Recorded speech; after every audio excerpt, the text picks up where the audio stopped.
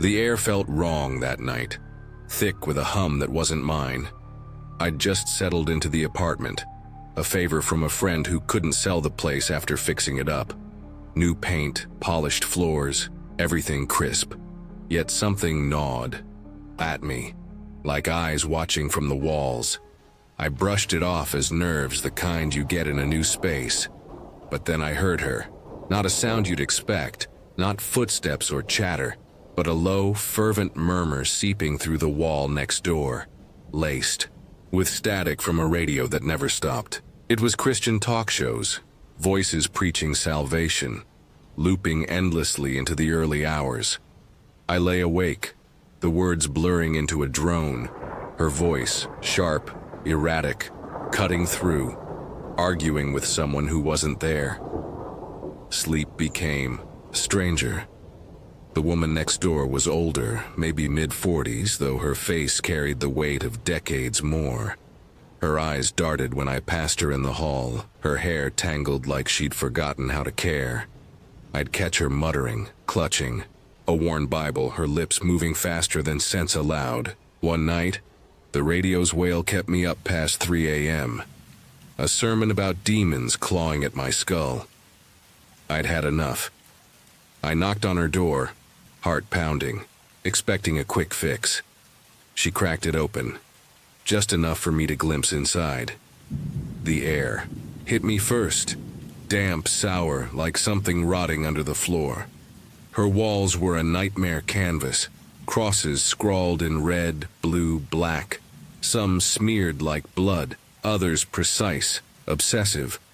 Words like Jesus and angels, scratched in jagged letters, overlapping, chaotic.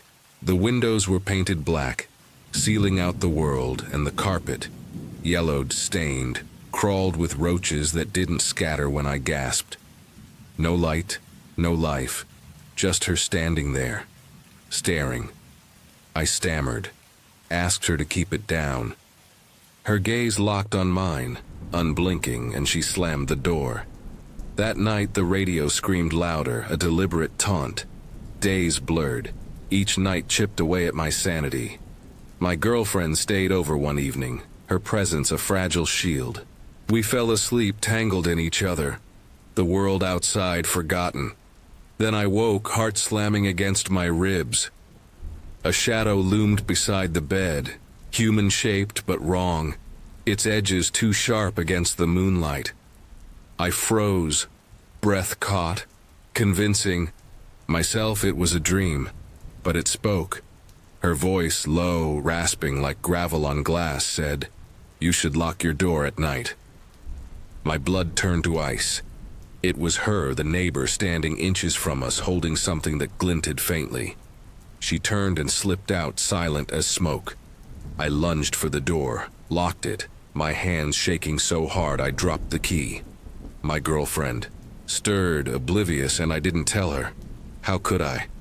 The truth sounded like madness. Morning came, but peace didn't.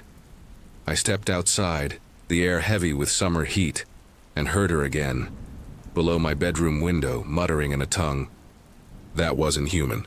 She stood there, swaying, a plastic bag clutched in her hands. The smell hit me before I saw it. Decay, thick and choking, spilling from the bag. Inside, the matted fur of her dead dog, its eyes clouded, jaws slack, rotting in the sun.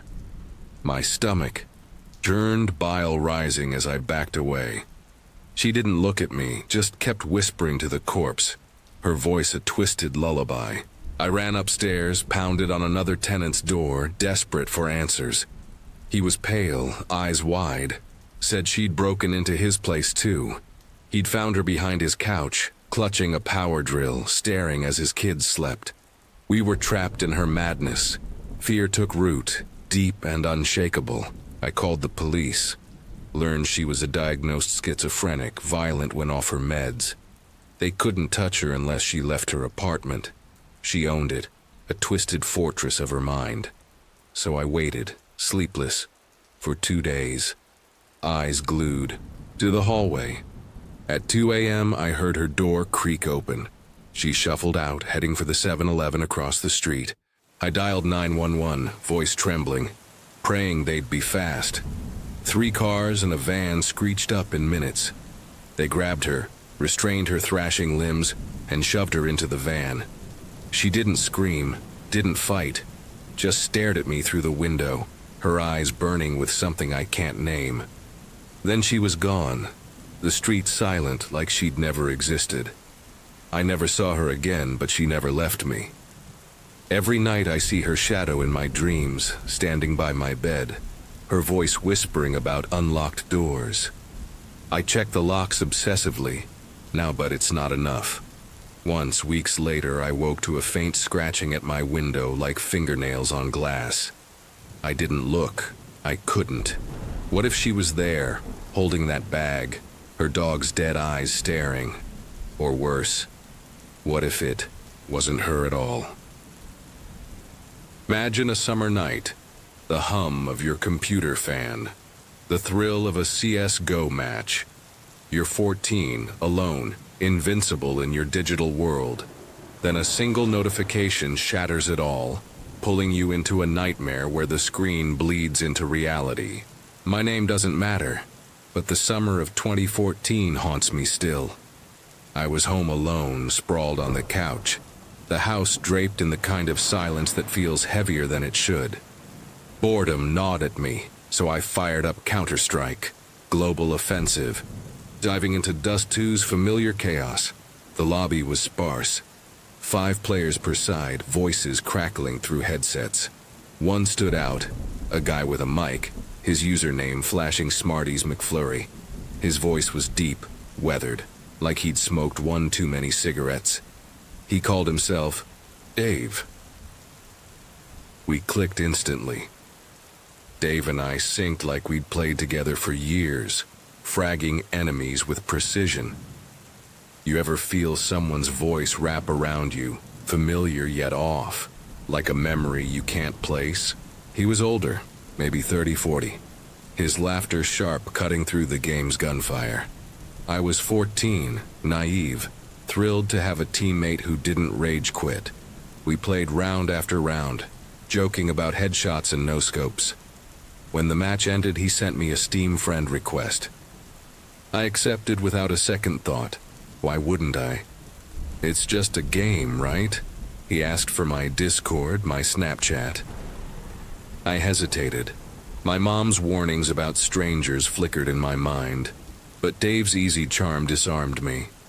I sent the usernames, feeling a strange pride like I'd earned a friend. Hours later, Dave typed, "Gotta go, kid. Let's play tomorrow." The lobby emptied and I logged off, the screen's glow fading to black. The house felt colder now, the silence thicker. I flicked on the TV, some mindless sitcom blurring in the background, and dozed off on the couch, the controller still in my hand. You ever wake up and feel the air's wrong, like it's watching you? At 1:00 a.m., a sharp chime sliced through the dark, my phone's Snapchat notification. Groggy, I grabbed a glass of water, my bare feet cold on the hardwood floor. The phone buzzed again, insistent. I unlocked it, expecting a meme from a friend. Instead, Dave's username glowed on the screen. Why's he snapping me now? I opened. The image stole my breath. My front lawn bathed in moonlight, the crooked mailbox, the peeling paint on our porch. My house captured from the street. The phone slipped from my hand, clattering to the floor, the glass of water shattering beside it. This isn't real. It can't be. My heart thundered, each beat a hammer against my ribs. I stood frozen, the room's shadows stretching, curling, like fingers. You know that moment when your mind screams to run, but your body betrays you? The darkness felt alive, pressing against my skin, whispering doubts. Was I dreaming? Had I shared my address?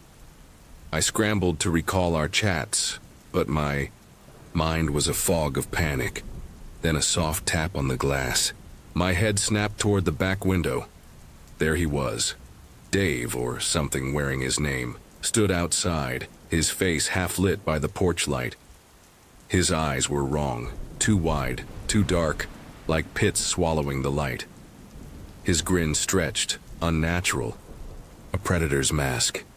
Run, lock the doors, move. My legs obeyed this time, stumbling to the back door, my fingers fumbling the deadbolt. I sprinted to the front, securing it too, his voice slithering through the glass. "Hey kid, open up." Low, coaxing, laced with something I couldn't name. I fled to the bathroom, the only room without windows, locking myself in. The tiles were ice against my knees as I curled up, shaking, waiting for another knock. A voice, a shadow under the door. What if he's already inside? Hours bled together in that claustrophobic dark. I don't know when I fell asleep, exhaustion overtaking.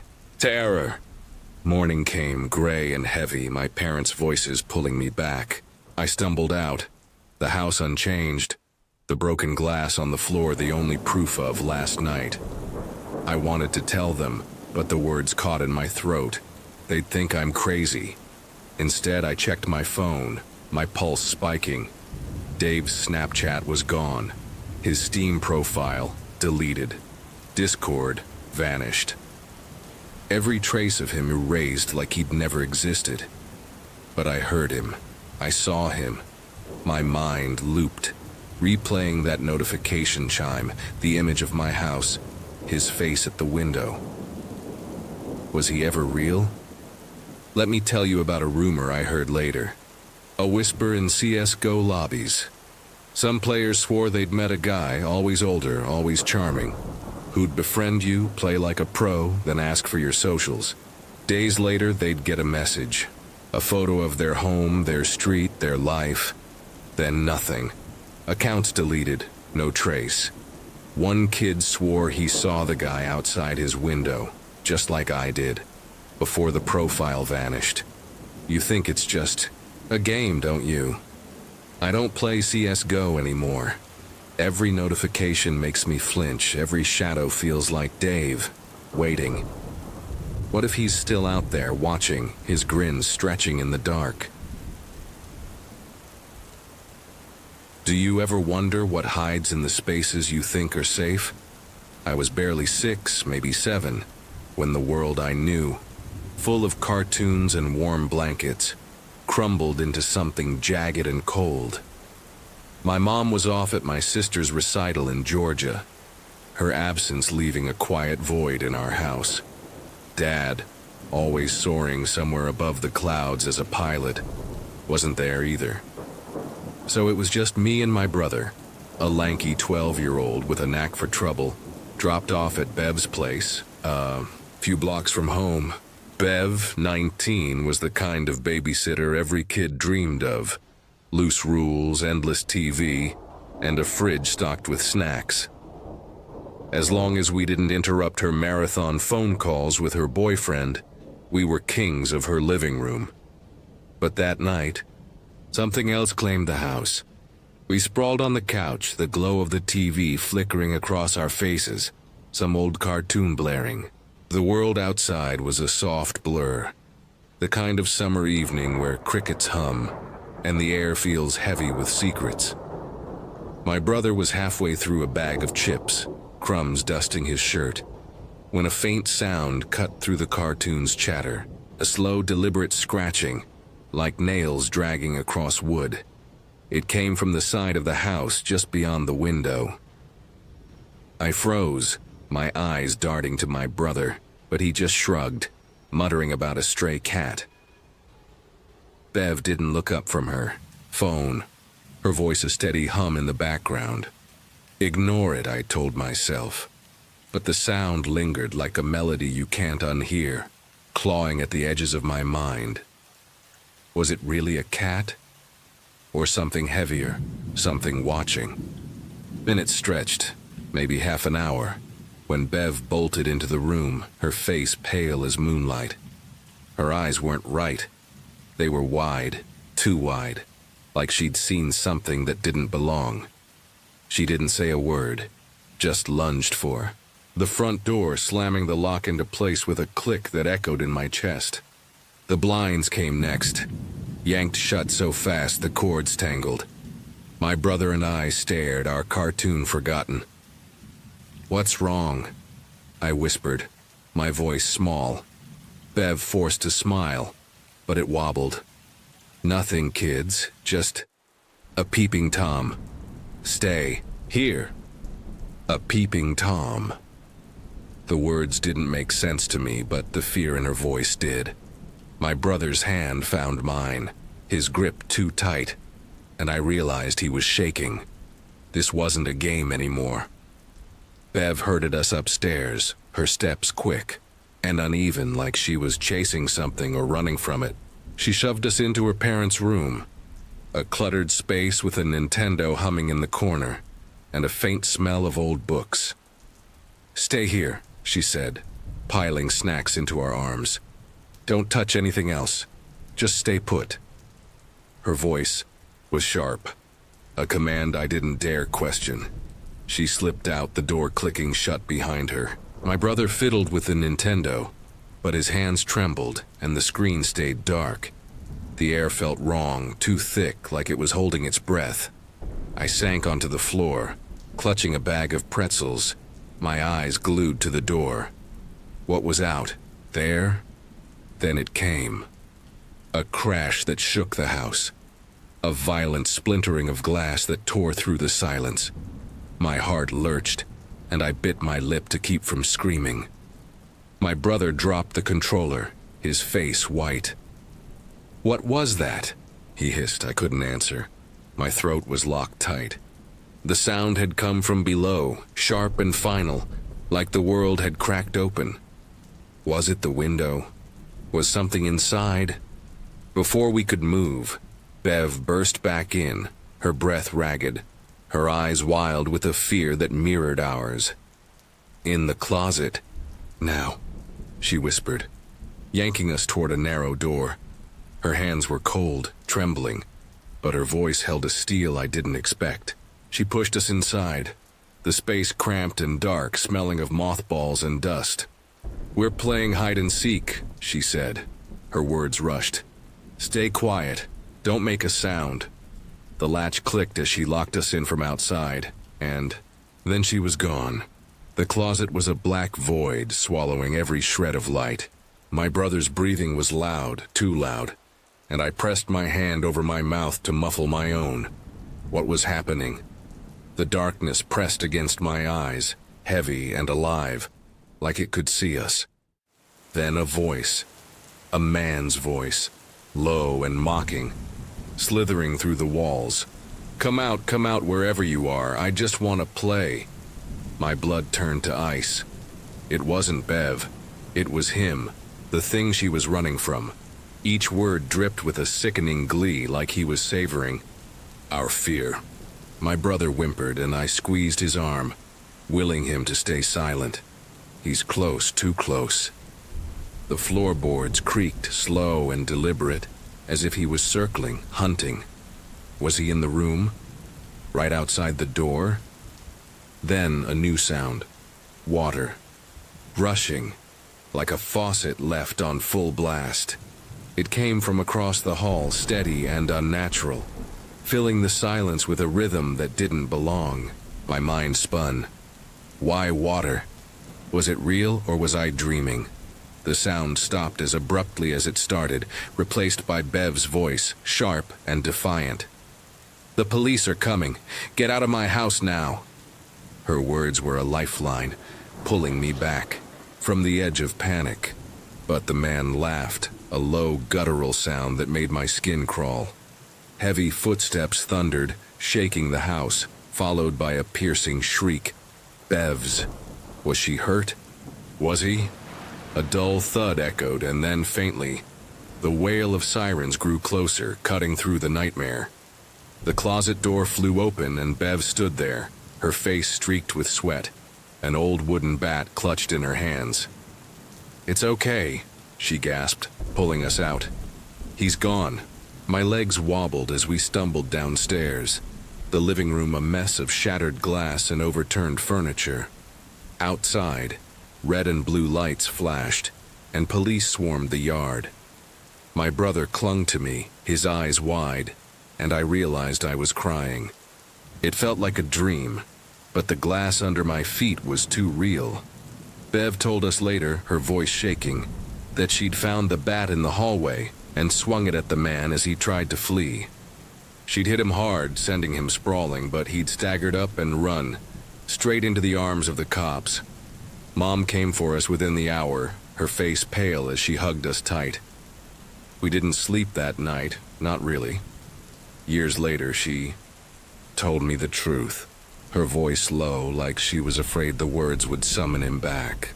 The man was a predator, a name whispered in police reports, someone who'd slipped out of prison like a shadow. He'd carried a knife, long and cruel, and a small gun tucked against his waist.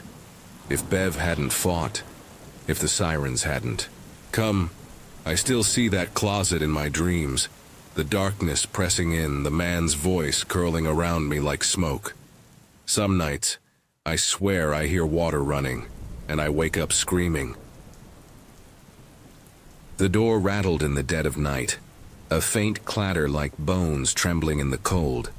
I was only 4, curled up in a cabin that smelled of pine and cinnamon, the kind of place where Christmas lights twinkled even in the dark. My family had come to Big Bear, or so I think, the name fuzzy in my child's memory, for a winter escape. The cabin was a dream, its wooden walls glowing under strings of red and green bulbs, furniture draped in plaid blankets that felt like a hug. Mom hummed carols in the kitchen, Dad stoked the fireplace, and I played with a toy train, its wheels clicking over the polished floor. Everything was warm, safe, perfect. But then the night turned, and something outside wanted in. We arrived. That morning, the mountain air sharp enough to sting my cheeks. The cabin sat alone, nestled in a clearing where snow-dusted pines loomed like silent giants. Inside, it was a world of color. Emerald cushions, scarlet rugs, a den with a leather couch that creaked when I bounced on it. 2 floors, a spiral staircase, a bedroom with a quilt so heavy it felt like armor.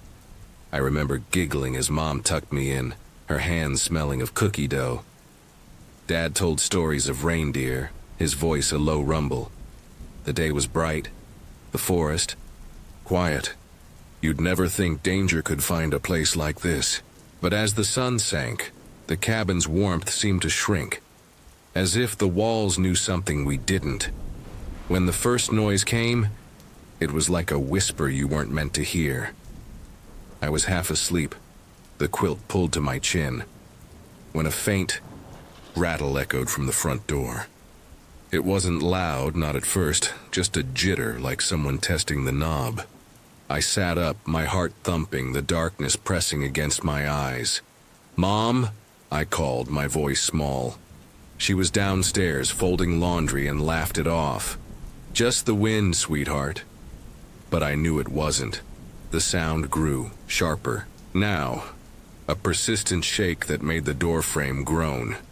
I slid out of bed, bare feet cold on the floor, and crept to the landing. Mom was there, her smile gone, staring at the door. You can't look away when fear takes hold. She saw it too, the knob twisting, jerking as if something was desperate to cross the threshold. Dad joined us, his face tight. "Stay back," he said, his voice no longer soft. The rattling stopped, and for a moment, silence swallowed the cabin. But then came the sound that haunts me still. A metallic clang, sharp and cold, like steel striking steel. It wasn't from the door, it was outside, somewhere in the black beyond the windows. My mind painted pictures. A blade, a chain, something cruel. Mom grabbed my hand, her fingers trembling. "It's nothing," she whispered, but her eyes betrayed her. The clang came again, closer, deliberate. Dad's jaw clenched. "We're leaving," he said. "When you hear that sound, you don't wait to understand it." We packed in a frenzy, throwing clothes into bags, my toy train forgotten on the floor. The cabin, once a haven, felt like a trap, its walls closing in. Dad called the police, his voice low but urgent, asking them to check the property. "We're going out the back," he said. The front door was tainted now, cursed by that unseen force. The back door led to a snowy path, our car parked down a hill. I clung to Mom, the night air biting my skin, the forest a wall of shadows. The clanging had stopped, but the silence was worse. It felt like eyes watching, waiting. You run faster when you know something's behind you. I fell asleep in the car, lulled by the hum of the engine, waking to gray light in a motel room that smelled of stale coffee and mildew. The bed was lumpy, the walls stained, nothing like the cabin's glow. I whined, missing the quilt, the lights, but Mom's face was pale, and Dad's eyes were red. "We're safe now," he said, but his voice wavered. Later that day, the truth came, and it was worse than any nightmare. The police had searched the cabin. Outside, they found nothing, no footprints, no signs. But inside, they found him. A man, hiding in the shadows. His hands, not hands at all, but hooks, gleaming curves of metal where flesh should be. He'd been twisting the doorknob with those hooks, their scrape making the rattle. The clanging? His hooks clashing together, a sick signal of his presence. Imagine those hooks reaching for you, cold and unyielding. Worse, they found bodies. Upstairs, in a closet I'd passed a dozen times, were corpses, hidden like forgotten toys. The police said he broke in minutes after we fled, searching the cabin. Maybe for us. What if we hadn't left? The thought loops in my mind, a trance I can't escape, those hooks glinting in the dark. I heard whispers later, stories of a hook man, a figure from old tales who haunted cabins, his metal hands a curse. Was he real, or something else? The question claws at me. We thought it was over. On our way home, we stopped at a gas station, near the cabin, its neon sign flickering in the dusk. Mom hesitated, but Dad said, "The cops got him. We're fine." We bought candy, the crinkle of wrappers a brief comfort. But when we returned to the car, my stomach dropped. A note, scrawled, in jagged ink, lay on the hood. "There's more of us. See you soon." My parents froze, their faces mirrors of my fear. You never forget words like that. They burned into me, an anchor for every nightmare since. We drove away, the cabin shrinking in the rear view. But the note's promise lingered. They're out. There, waiting. We never went back, and I never will. Some doors once opened never close. It was an ordinary night, but the air felt heavier, as if the walls of our small purple bedroom held their breath. I was 18, a senior in high school, sprawled across my parents' bed with my younger brother, his soft snores a faint comfort. My mom and 11-year-old sister curled up on blankets below, the room's dim corners swallowing the edges of their forms. Dad was working the night shift, leaving us to huddle in this square sanctuary, its violet walls glowing faintly under the moon's intrusion. The bathroom door across from the bed stood slightly ajar, a sliver of darkness leaking through. Something about that gap felt alive, watching me. We'd talked and laughed before sleep claimed us at 9 p.m., the warmth of family dulling the world's sharp edges. But at 2 a.m., a prickling sensation yanked me from dreams. My eyes fluttered, open, and the room wasn't right. The air was thick, pressing against my chest, and the silence screamed louder than any sound. My gaze locked onto the bathroom door, that narrow crack, now a void that pulsed with intent. And then I saw it, a figure standing there, arms crossed, staring. It was my brother's silhouette, every curve of his frame etched into my memory. But his eyes were shut, sealed tight, yet I felt their weight boring into me. Pattern interruption. My heart lurched. This wasn't right. I turned my head slow as a nightmare to the bed beside me.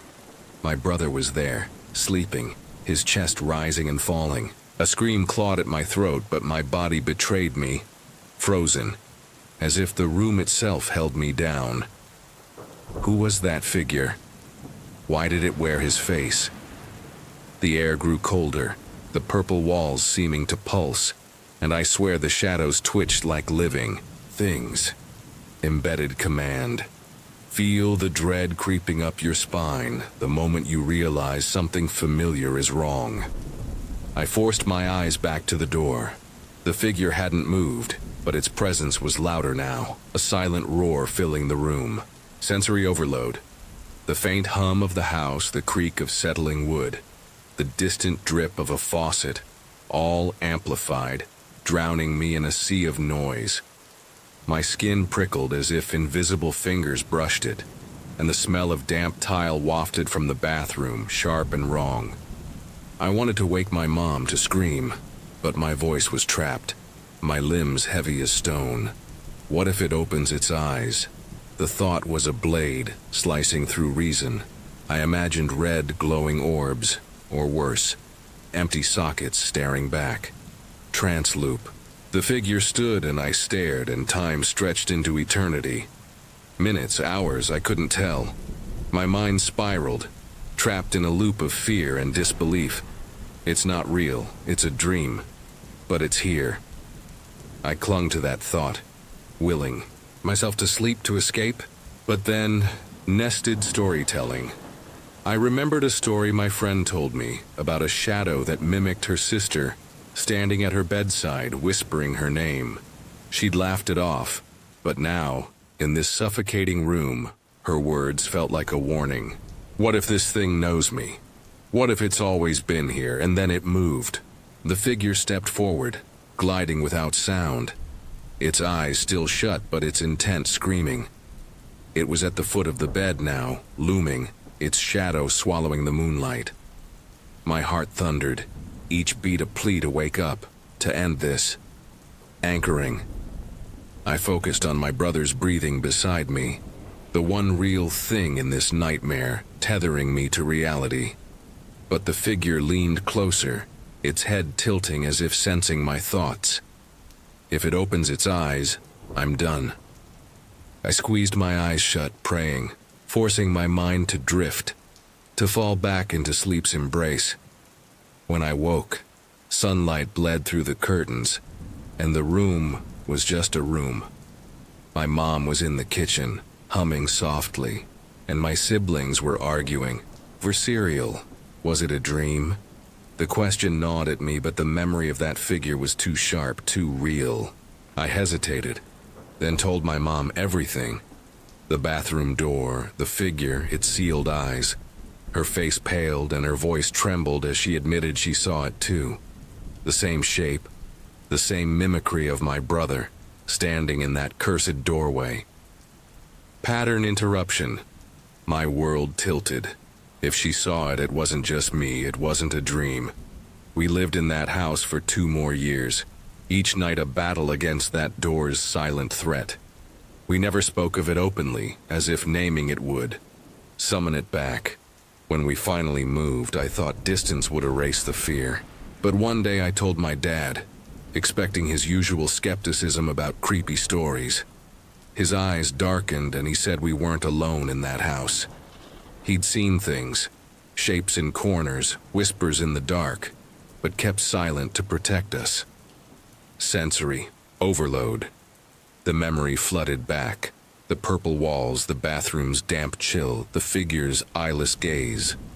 Even now, miles away, I feel it watching, waiting for me to close my eyes. The rain was soft at first, a whisper against my hood, but it soaked through as I cut through the cemetery. 6th grade meant long walks home, and the cemetery was my shortcut. Neat rows of headstones, maintenance workers lounging on benches, their baby blue uniforms bright against the gray. It felt safe, ordinary, even with the drizzle blurring the edges of the world. But that day, something shifted. I felt it before I saw it. A prickling on my neck like someone's gaze had hooked into me. I glanced back. A man stood up from a bench, his gray beard catching the rain, his uniform matching the others. His name tag gleamed. Frank P. He started, walking, keeping his distance, but his eyes never left me. My stomach twisted, but I told myself it was nothing. The cemetery faded behind me, headstones giving way to wet streets, but he was still there. His steps echoed mine, deliberate, like a shadow I couldn't shake. The rain grew heavier, drumming on my backpack, and I quickened my pace. The air thick with the scent of wet earth and something sharper, sweat maybe, or fear. I looked back again, and he ducked his head too fast, like he'd been caught. "It's wet, huh?" he called, his voice warm, almost friendly. I forced a laugh, nodded, but my heart hammered. The street stretched on, empty except for us, and my house was so close, 2 more blocks. I walked faster, rain stinging my eyes, but his footsteps didn't falter. They grew louder, closer, until I felt his presence like a weight pressing against my back. He's not stopping. I broke into a jog, my sneakers slapping puddles, and glanced back. His face had changed, hard, angry, his lips tight. He was running now, long strides eating up the distance. Panic clawed at me. My house loomed ahead, its porch light a beacon through the downpour. I sprinted, fumbling for my keys, my breath ragged. He's right behind me. I slammed the door shut, locked it, and backed away, heart pounding so loud it drowned out the rain. I grabbed the phone, dialed 911, words tumbling out.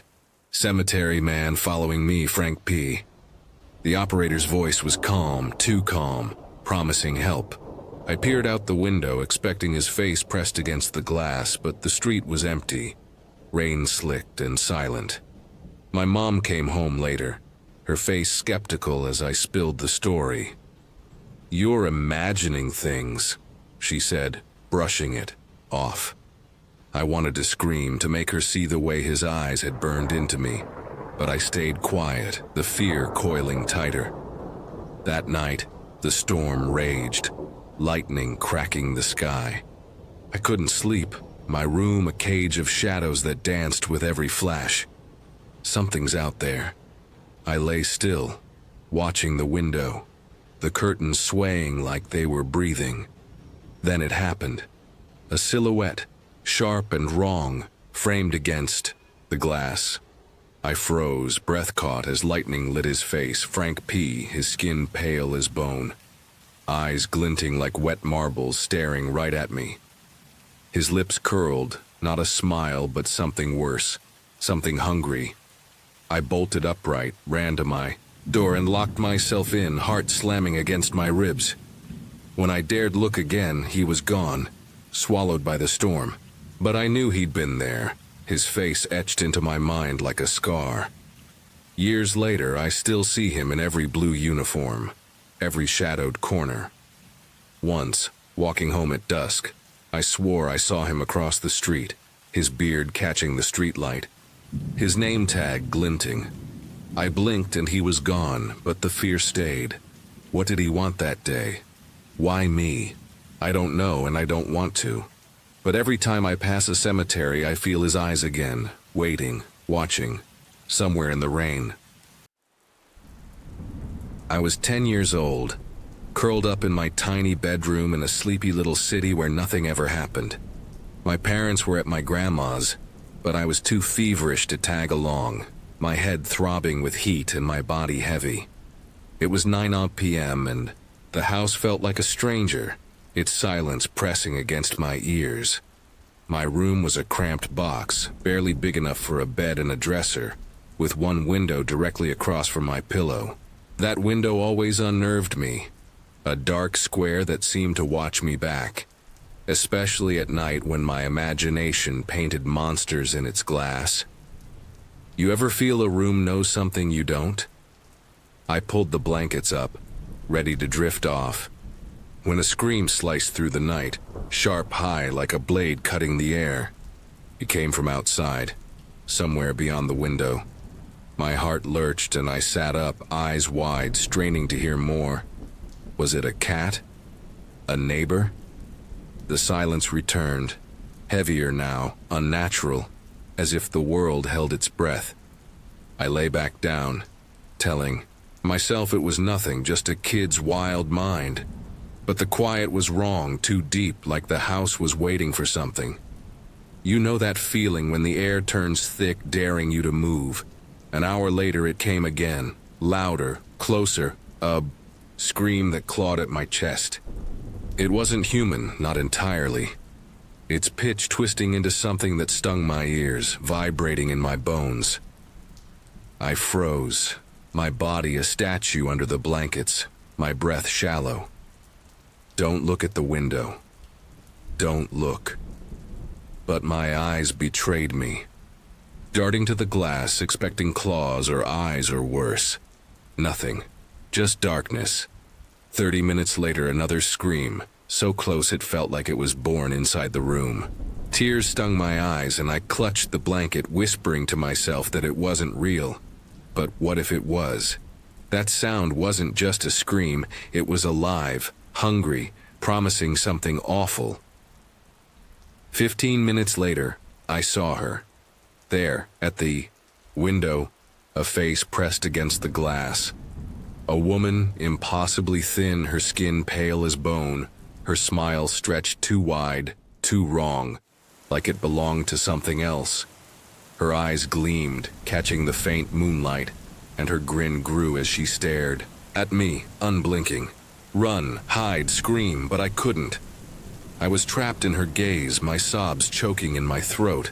Then she screamed again, a sound that shattered the air, rattling the window pane, piercing my skull. I cried harder, pulling the blanket over my head, praying she'd vanish. But she didn't. All night, her screams echoed, sometimes distant, sometimes so close I swore she was inside. Her breath on my neck. Was she real? Was I dreaming? Let me tell you a story my friend whispered years later about a woman in our town. They said she'd died decades ago, driven mad by grief. Her voice so powerful it broke glass and hearts. Some swore she haunted lonely houses, screaming for the child she'd lost. Her face appearing at windows, searching for someone to claim. You think it's just a story, don't you? When morning came, gray and cold, my parents found me trembling, still clutching the blanket. I spilled everything, my voice shaking.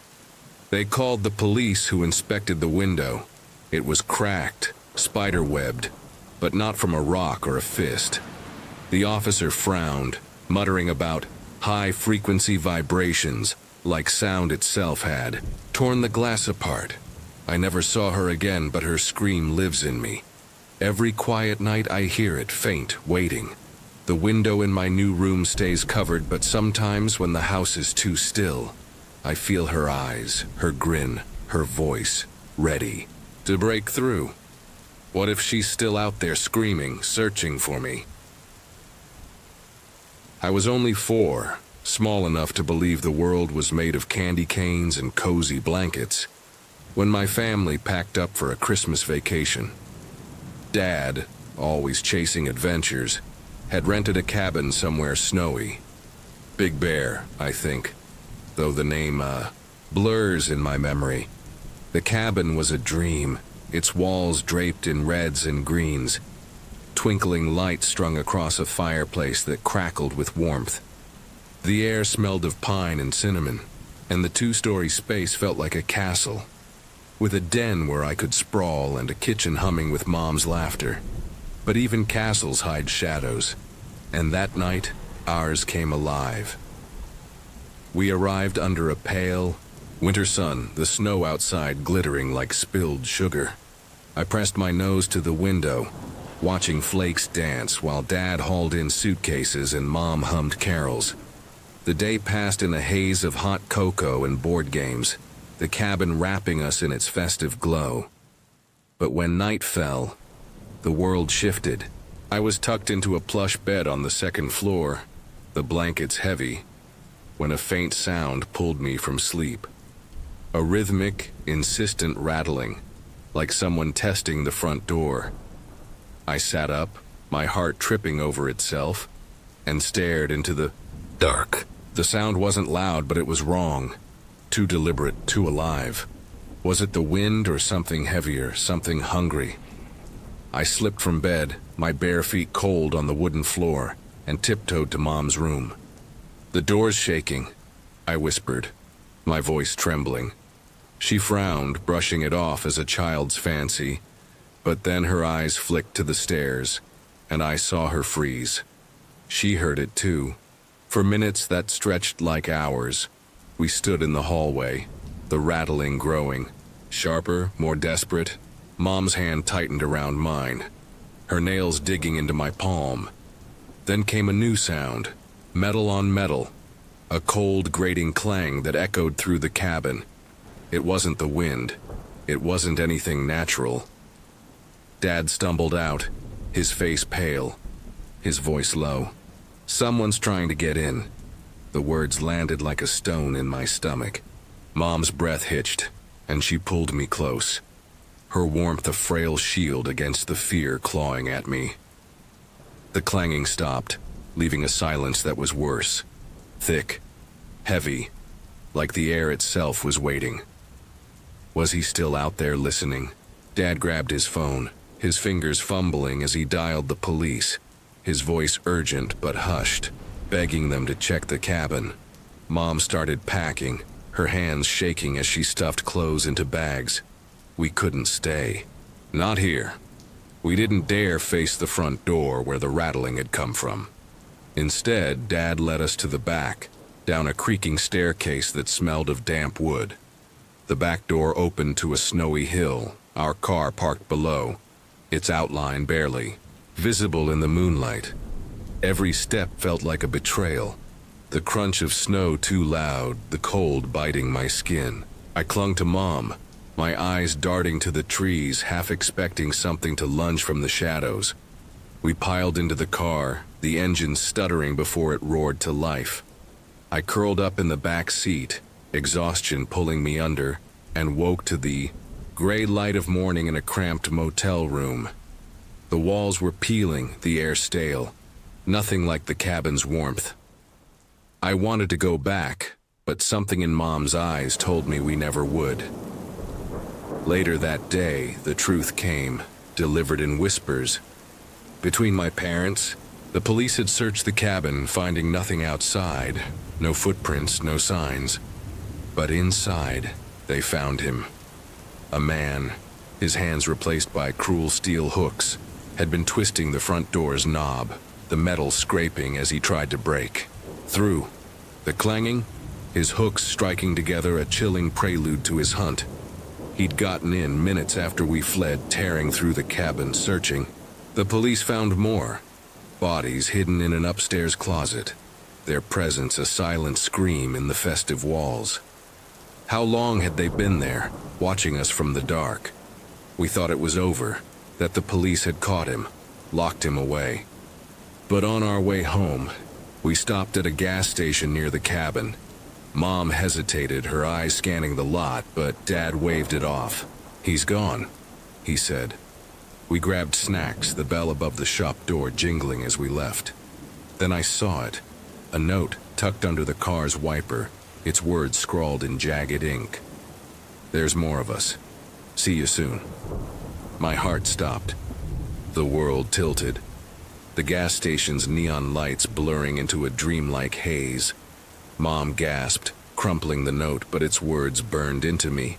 Were they out there, waiting? We drove home in silence, the cabin's warmth a distant memory, replaced by a fear that followed us.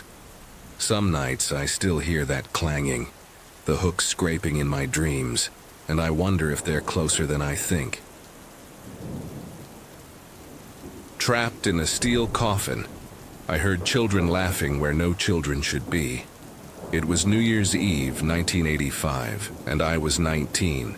drunk on the thrill of a rooftop bar pulsing with music and champagne.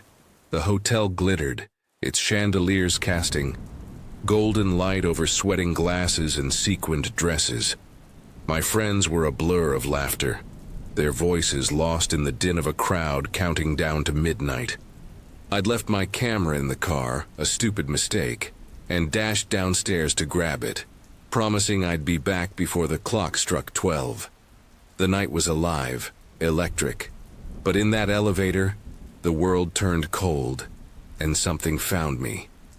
The hotel lobby was a haze of cigarette smoke and perfume, the marble floor slick under my sneakers. I jogged to the parking lot, the winter air biting my skin, and snatched the camera from the glove box.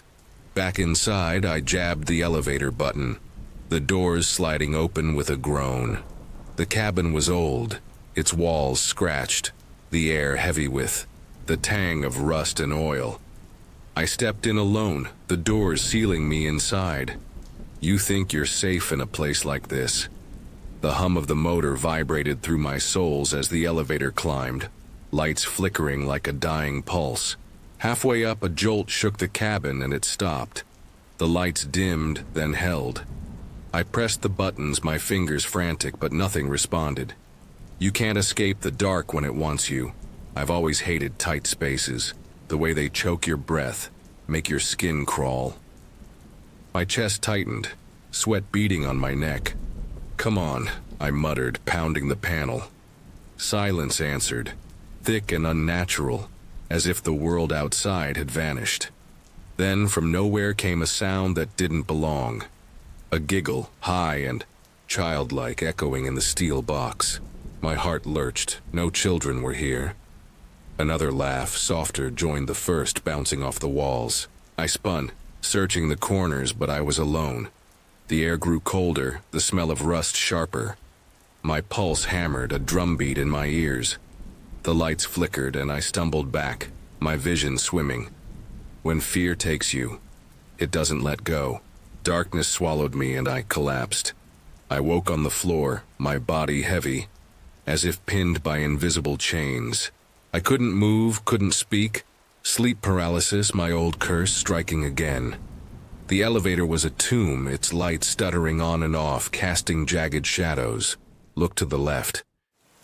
In the corner, crouched low, was a figure, black as ink, its edges bleeding into the dark. A smile stretched across its face, wide and wrong, teeth glinting like shards of glass. My mind screamed, but my throat was locked. You can't scream when the nightmare is real.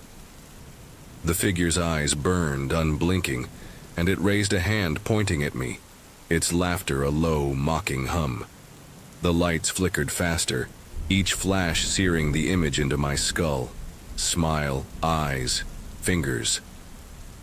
A voice crackled through the loudspeaker, distant and garbled. "Electrical short will get you out soon." The security guard's words felt like a lie. A camera blinked above me, its red eye blind to the thing in the corner. They thought I was drunk, sprawled on the floor, just another New Year's fool. The figure laughed louder, its hand now counting fingers. 10, 9, 8. The countdown had begun. Outside, the crowd's roar seeped through the walls, their voices syncing with the figure's gestures. 7, 6, 5. It crept closer, its smile twisting, drool glistening on its chin. 4, 3, 2. The lights died, plunging me into black. Feel the breath on your ear. A whisper, cold and wet, hissed. 1. My lungs seized, the figure's weight pressing on my chest. Its face inches from mine, then nothing. The lights flickered back, weak and yellow. The figure was gone, the air empty. My limbs unlocked, my voice returned, a ragged gasp tearing from my throat. The elevator lurched, climbing again, the doors opening to a hallway bathed in neon. I staggered out, an hour lost to that steel cage. You don't forget a face like that. Later, I learned the truth. Midnight, as I lay trapped, A maniac had struck the rooftop bar, his machete carving through the crowd. 4 died, their screams drowned by cheers. Was the figure a warning, or something worse? I heard stories later, whispers of a shadow that haunts elevators, feeding on fear, appearing when death is near. Since that night, sleep paralysis hasn't touched me, but I still hear the countdown, and I wonder if it's waiting. The night was a thief, stealing the world's edges as our car cut through the woods of upstate New York. Tom and I were on a road trip, escaping the highway's roar for the quiet of back roads. The forest pressed close, its gnarled branches clawing at the sky, and the darkness felt alive, whispering secrets I couldn't hear. Something out there was watching us. Our headlights carved a fragile path, and Tom's sudden groan broke the silence. He needed a bathroom urgently, his face twisted with discomfort. I sighed, scanning the endless trees, until a faint glow pierced the night. A 7-Eleven, its neon sign a beacon in the void. Pattern interruption. Before I could park, Tom bolted from the car, vanishing into the store's harsh light. I sat alone, the engine's hum fading into the forest's oppressive quiet. The air felt wrong, heavy with eyes I couldn't see.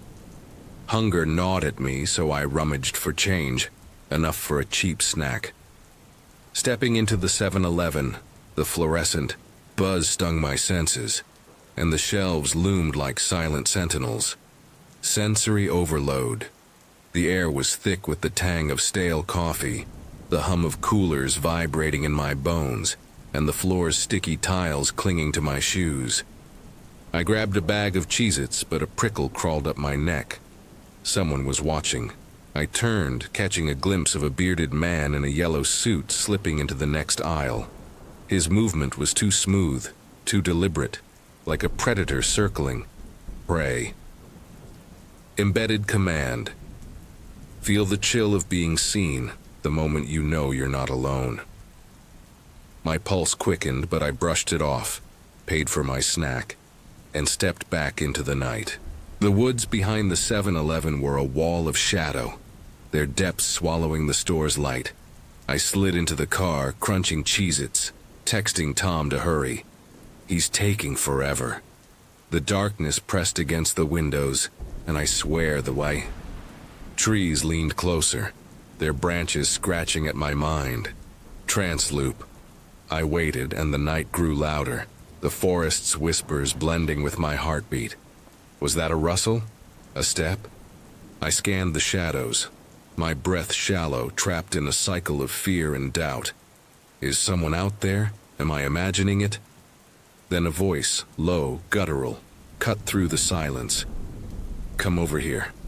I want to show you something. My head snapped. Toward the woods. A man stood by a tree, his face smeared with dirt, his eyes glassy, reflecting the store's light like a wolf's. Pattern interruption. My heart stopped. He wasn't there a second ago. His gaze pinned me, unblinking, and the world tilted, the line between dream and reality blurring. Nested storytelling. I remembered a story Tom told me about a hitchhiker he'd seen on a road like this. A man who appeared from nowhere, his eyes glowing in the dark.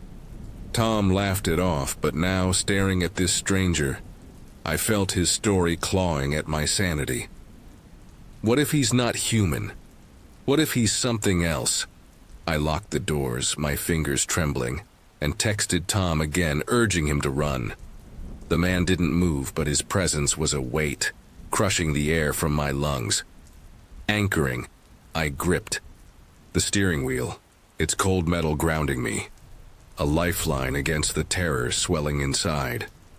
Tom finally emerged, climbing into the car with a sheepish grin. I didn't explain. I just floored it, the 7-Eleven shrinking in the rearview mirror. Sensory overload. The tires screamed against the asphalt, the forest's shadows lunging at us, and the air tasted of dust and fear. I glanced back, and my blood froze. 3 cloaked figures stood among the trees, their bulky forms motionless, watching us flee. They hadn't been there before. Their silhouettes burned into my mind, and I drove faster, the road blurring as panic took hold. Who were they? What did they want? We didn't speak until the woods were far behind us, but the fear lingered, a shadow in my thoughts. Trance loop. Even now, I see those figures in my dreams, standing in the trees, waiting. I don't know what was happening at that 7-Eleven, and I never want to. The forest knows, and it's still watching. The street was quiet. Too quiet as I walked toward my dorm, the late afternoon sun casting long shadows. It was 5:30 p.m., the air heavy with the scent of fried food from nearby stalls, the hum of distant traffic a faint comfort. I was texting my boyfriend, asking to borrow his laptop for a project, my fingers tapping out words to fill the silence. Then I felt it, a shift, like the world tilted slightly. I looked up, and there he was, an old man, maybe 60, his face weathered, eyes sharp as knives, standing in the middle of the narrow street. He wasn't moving, just staring, his lips curled into a smile that didn't reach his eyes. My heart skipped, but I told myself he was harmless. I stepped to the side to let him pass, the street barely wide enough for 2.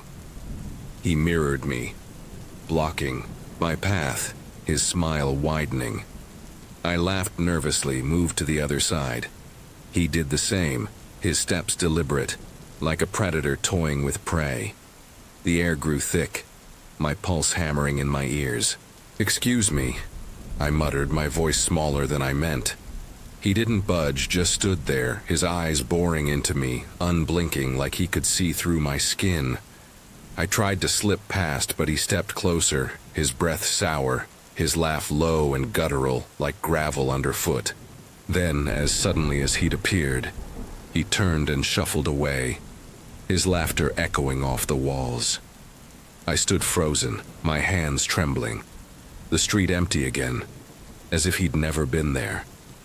Was it real? I shook it off, texted my boyfriend. About it, his reply quick. "You okay?" I said I was, but the unease clung to me, a cold weight in my chest. I kept walking, the dorm still a few blocks away, the fading light making every shadow feel alive. By 7 p.m., I was at the Jeep stop, the streetlights flickering on, casting a sickly yellow glow. I needed to get to my boyfriend's place, a 45-minute ride away. A Jeep pulled up, nearly empty. Just 5 passengers huddled in the dim interior. I climbed in, grateful for the warmth, and settled near the back. "Drop me at the terminal," I said to the driver, his face hidden in the shadows. He didn't respond, just kept driving, the engine's rumble filling the silence. One by one, the other passengers got off, their footsteps fading into the night. Soon, it was just me, the Jeep's seats creaking under my weight, the air growing stale. I glanced at the driver's mirror and my blood ran cold. It was him. The old man from the street, his eyes locked on mine through the glass, that same twisted smile spreading across his face. My phone slipped from my hand. My breath caught in my throat. "Stop here," I said, my voice shaking. He didn't slow, didn't speak, just stared at me in the mirror, his smile growing sharper, like he knew something I didn't. I fumbled for my phone, called my boyfriend, but he didn't pick up. The Jeep sped past the terminal, the city lights blurring outside, my heart pounding so loud I thought it would burst. He's not going to stop. I clutched the seat, my mind racing, jump out, scream, something. Then a group of teens flagged. The Jeep down, their laughter cutting through the haze. He slowed just enough. I didn't think. I bolted, leaping from the Jeep, my feet hitting the pavement hard. I ran, not looking back, the sound of his laugh chasing me through the night. My boyfriend finally answered, his voice a lifeline. He picked me up, his arms a fragile shield against the fear still clawing at me. I never traveled alone at night again. But sometimes walking home, I see a Jeep in the distance, its driver's face hidden, and I swear it's him, smiling through the glass. Was he just a creep or something worse? I don't know. Months later, a friend told me about a girl who vanished from a Jeep stop nearby, her face on missing posters. I didn't ask if the driver was an old man. I didn't want to. No. You think you're untouchable, striding through life with a knife in your pocket and a sixth sense for danger. But what happens when your gut screams louder than ever, and a rusty truck pulls up carrying a nightmare you can't outrun? I was in my first year of college, living in a sleek apartment complex that felt like a fortress. Clean lines, manicured lawns, the kind of place where nothing bad should happen. I'd faced creeps before, even fought one off once, my fists proving stronger than his intentions. Fear wasn't my thing. I trusted my instincts, a gut feeling my friends called a sixth sense. You ever feel the air shift, like the world's warning you to run? That Friday afternoon, as I locked my door to head to the bank, that feeling hit harder than ever, a cold fist twisting in my stomach.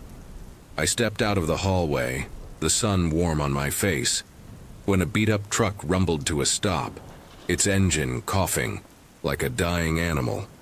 Two men sat inside.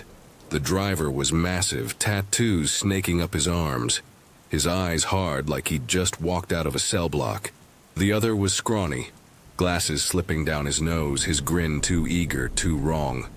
Look away, keep walking. But my gut screamed, a primal alarm I couldn't ignore. The big guy leaned out, his voice syrupy. Hey, beautiful, come talk to us. You're the prettiest thing I've ever seen. I gripped the pocket knife hidden in my sweater sleeve, its weight grounding me. I didn't head to my car, didn't want them knowing what I drove. I couldn't go back home either. My first-floor apartment was too easy to break into, so I turned toward the front office, a good 100 yards away. My steps steady, but my heart racing. They trailed me, the truck creeping along, its tires crunching gravel.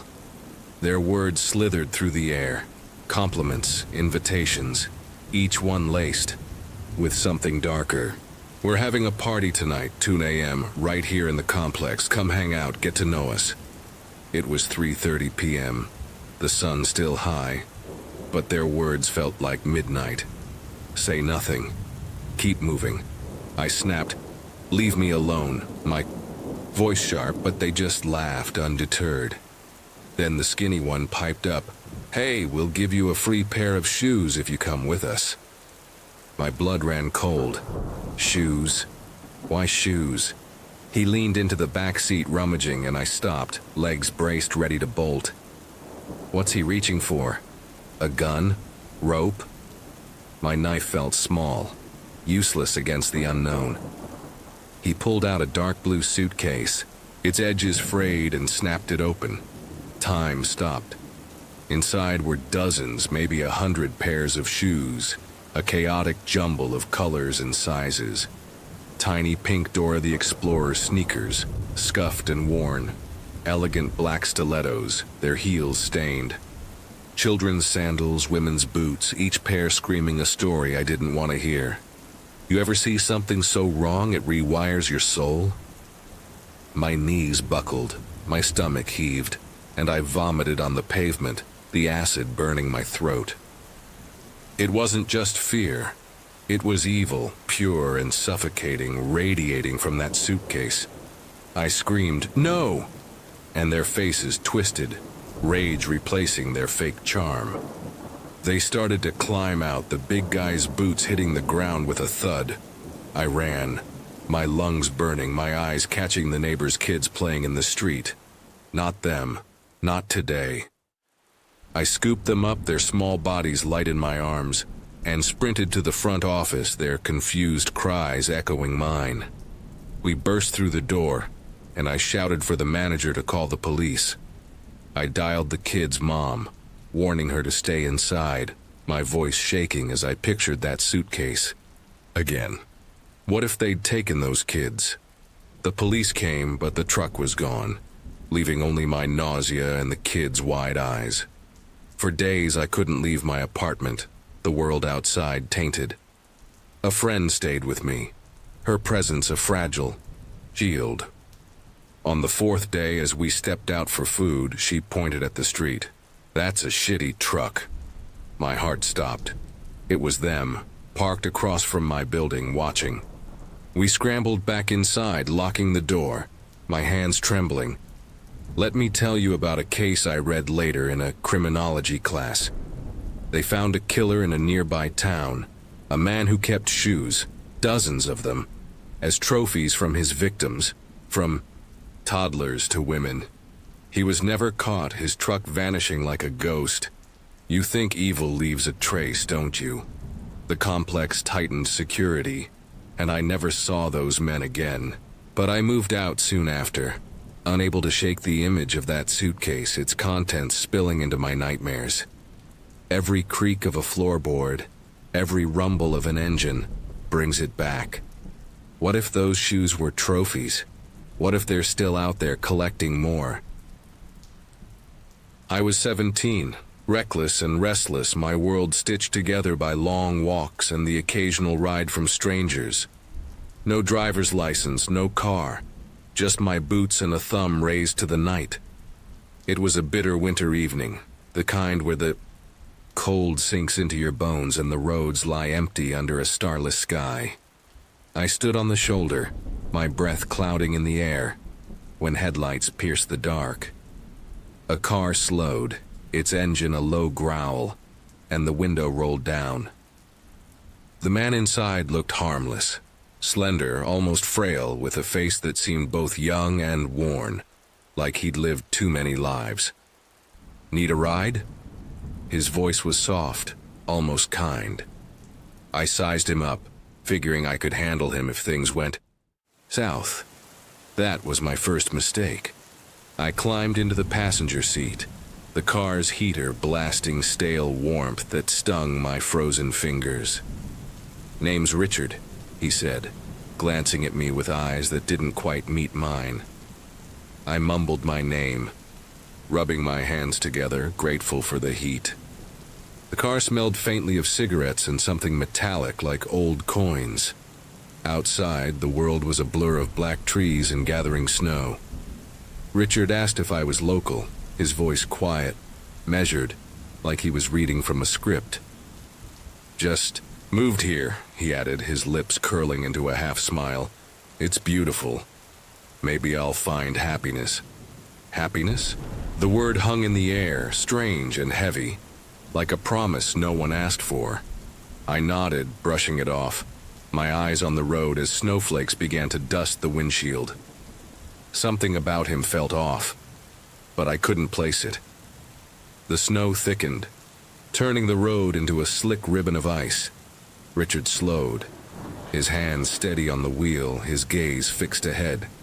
The silence grew, not comfortable but oppressive, like the car was shrinking around us. I tried to fill it, muttering about the weather, but his responses were clipped, distant. Was he listening or was he somewhere else? 10 minutes in, I spotted headlights swerving at an intersection ahead, a car sliding on the ice.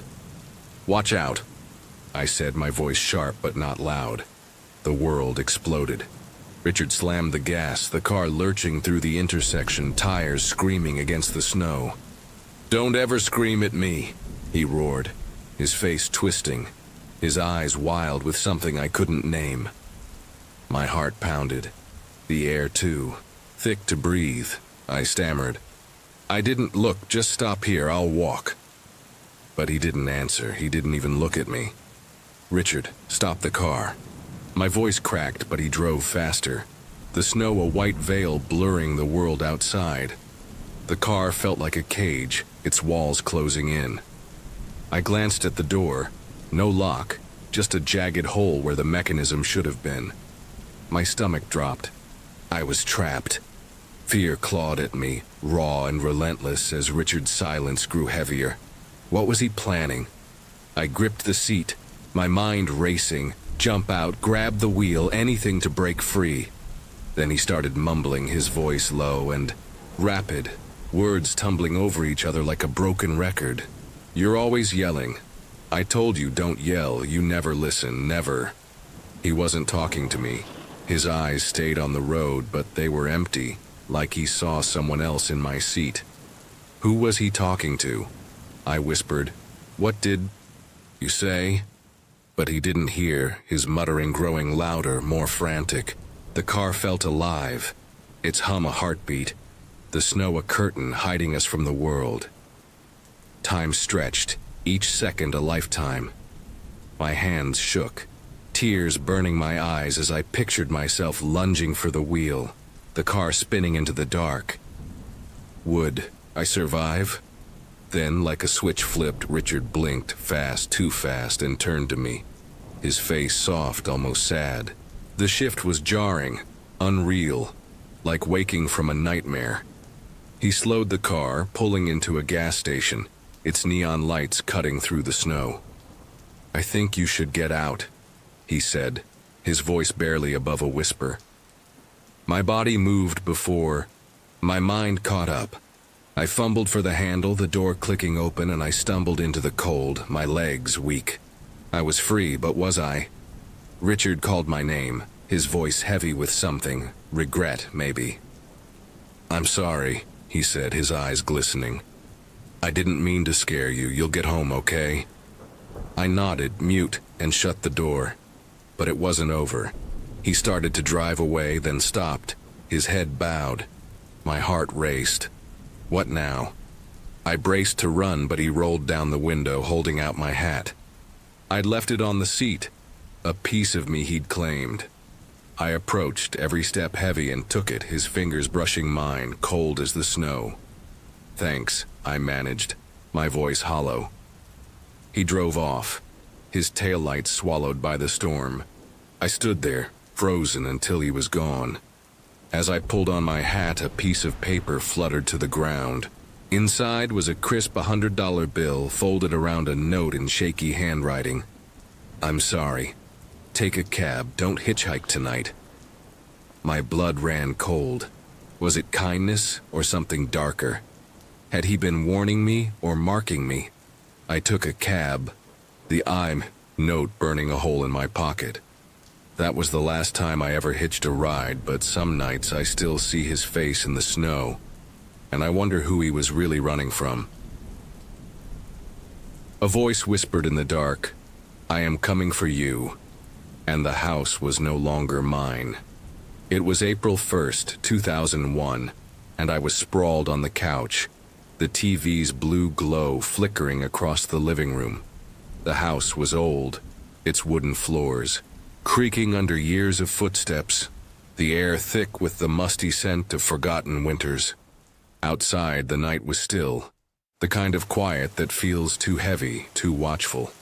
I was alone, flipping through channels, the drone of a late-night talk show filling the silence. April Fool's Day meant nothing to me. Just another evening, another excuse for Fred to pull some stupid prank. But when the whisper came, it wasn't a joke. The TV flickered, casting shadows that danced on the walls, their edges sharp like claws. I barely noticed the first sound, a dull thud against you. The back door, faint like a branch caught in the wind. My eyes stayed glued to the screen, the host's laughter a dull hum. Another thud, sharper now, rattled the doorframe, and I froze, my hand hovering over the remote. You can't trust the quiet. I told myself it was a raccoon, maybe a stray, cat knocking over the trash. The house was on the edge of town, where woods crept close, their branches scratching the siding in storms. I turned up the volume, drowning the unease, but the air felt wrong, colder, as if the room was holding its breath. Then it came, a whisper, soft and venomous, slithering through the dark. I am coming for you. My heart stopped, the words curling around my spine like ice. I whipped around, the couch springs groaning, but the room was empty. The TV blared, its light carving harsh angles across the furniture, but no one was there. You hear things when you're alone. I stood, my legs shaky, and called out, "Who's there?" My voice echoed, unanswered. I forced myself to the back door, the knob cold under my palm, and yanked it open. The night stared back, a wall of black, the woods silent save for a faint rustle of leaves. I shouted again, my breath clouding in the chill, but nothing moved. Shaking, I locked the door and turned back inside, the whisper looping in my mind. Relentless, real. That's when I saw him. A figure stood in the hallway, his silhouette framed by the TV's glow. A white rabbit mask covered his face, its plastic eyes glinting, lifeless. In his hand, a kitchen knife caught the light, its blade a cruel promise. My stomach dropped, my pulse a roar in my ears. Run, fight, survive. I bolted to the kitchen, my socks slipping on the linoleum, and grabbed a knife from the block, its weight grounding me. Flicked on the light, the fluorescent buzz flooding the room, and the figure raised his hands. The mask came off, and Fred's grin appeared, his eyes sparkling with mischief. "April Fools!" he shouted, laughing like it was the best prank. Yet, relief crashed over me, my knees weak, but anger surged too. "You idiot!" I snapped, the knife still trembling in my hand. I demanded to know how he'd whispered so close, his breath practically on my neck. Fred's smile faltered, his brow creasing. "I didn't whisper anything," he said, his voice quiet now, uncertain. "You know when someone's lying, and he wasn't." The room seemed to shrink, the air heavy with a new fear. If Fred hadn't whispered, who had? The house, once familiar, felt alien, its corners hiding secrets. "Something's wrong," I said, my voice barely audible. I told Fred to hide in the pantry and call the cops. He nodded, his usual bravado gone, and slipped away, the phone's dial tone a faint hum. I stood in the kitchen, the knife a cold. Anchor, listening to the house breathe. The TV still muttered, but beneath it I heard footsteps. Slow, deliberate. Not Fred's. Someone else was here. The cops arrived faster than I expected, their flashlights slicing through the dark. They found him in the basement. A man with long black hair, his hands stuffed with my belongings. Jewelry, cash, a watch. A pistol gleamed in his belt, pocket knives jangling in his coat. He was no ghost, no prank, a fugitive, escaped from prison days earlier, his eyes hollow with intent. The cops dragged him out, but his gaze lingered, promising something unfinished. Fred's prank saved me, but the whisper haunts me still. I learned later he'd planned the mask stunt for weeks, sneaking in through an unlocked window, unaware of the real danger lurking below. Years before, Fred had pulled another April Fool's trick, locking me in a closet with a fake spider, laughing as I screamed. I'd trusted him this time, but the whisper wasn't his. What spoke those words? The house is gone now, sold after that night, but I can't shake the feeling that something else was there, watching, waiting. Some doors you open and they never close. The village was a forgotten whisper, cradled by mountains that loomed like silent judges. I was 13, on a winter road trip with my family, our rented cottage a fragile refuge in a hamlet of barely 20 homes. The air was sharp, biting my skin as we settled into the cozy house, its wooden walls creaking under the weight of secrets. A small lake glinted nearby, its surface still as glass, but my eyes kept drifting to the old shed by its edge. Its sagging roof, choked with ivy, seemed to breathe watching us. The high fence around the property promised safety, but something about that shed felt wrong, like a door to somewhere else. Pattern interruption. My brother, 16, and usually fearless, nudged me as we unpacked. "Let's check out that shed later," he whispered, his grin hiding a flicker of unease. I nodded, but my stomach twisted. The day passed in a blur, swimming in the icy lake, laughing with my parents and 21-year-old sister. But as dusk fell, the shed's shadow grew longer, its open door a black maw in the fading light. Sensory overload. The air turned heavy with the scent of damp earth and pine, the wind's low moan weaving through the trees, and the crunch of gravel underfoot echoed like distant bones snapping. My brother and I slipped away, the cottage's eye, warm glow fading behind us, embedded command. Feel the pull of the unknown the moment you step toward danger. The shed loomed closer, its wooden walls splintered, the ivy slithering like veins.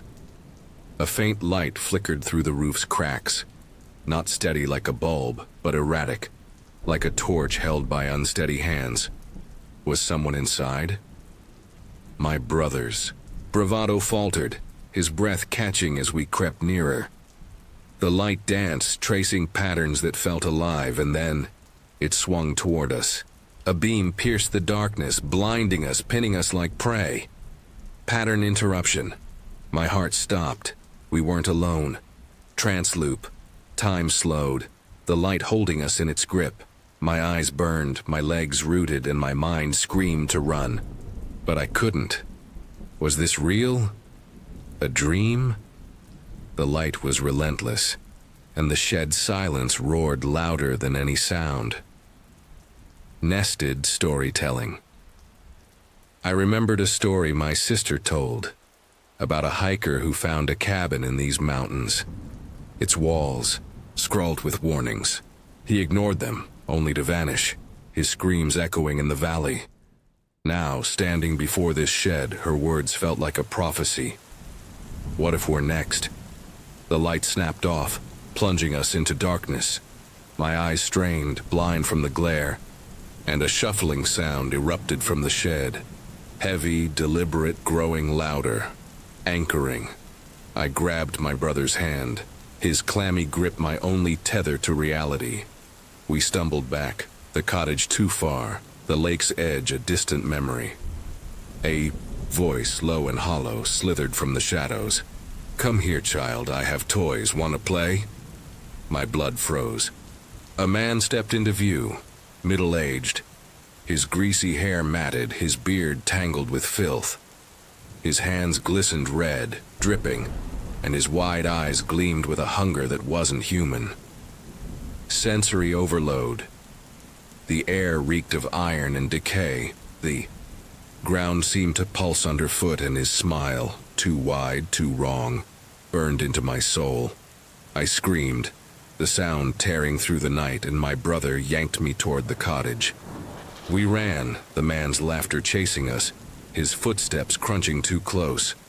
Trance loop. My mind looped. He's behind us, he's closer, he'll catch us. The cottage's lights were a beacon, but the windows felt like eyes, watching, waiting. We burst inside, sobbing, and told our parents everything.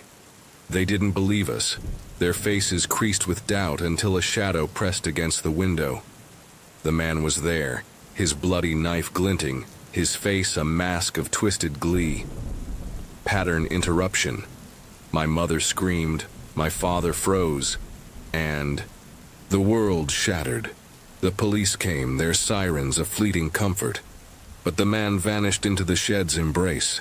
They searched, found nothing, but their words chilled us. A girl my age, my mirror, was murdered nearby a month ago by a man matching his description. Anchoring. I clung to my brother's arm, his warmth the only thing keeping me from unraveling. We left the village, but the shed's shadow follows me, its open door etched in my nightmares. I still hear his voice calling me to play, and I wonder if he's still out there, waiting. The summer sun blazed over New Jersey, laughter echoing as Kate and I splashed in her friend's pool. I was 16, far from my city apartment, visiting my aunt's suburban home to hang out with my cousin Kate, 3 years my junior. The day felt perfect. Blue skies, warm water, the kind of carefree moment you wish could last forever. But as we walked back to her house, the air shifted, a faint chill brushing my skin despite the heat. Something's watching us, I thought, shaking it off as we climbed the steps to the porch. Kate's phone died suddenly, the screen black no matter how she pressed the buttons. I shrugged, pulled out my brand new phone to call my aunt, but it wouldn't turn on either. My stomach twisted, a nagging unease settling in. It's just a coincidence, I told myself. But the silence felt heavier than it should. Inside, the house loomed large and shadowy, its high ceiling swallowing the fading daylight. Kate's older sister, Julie, was at a friend's, leaving us, alone in the sprawling space.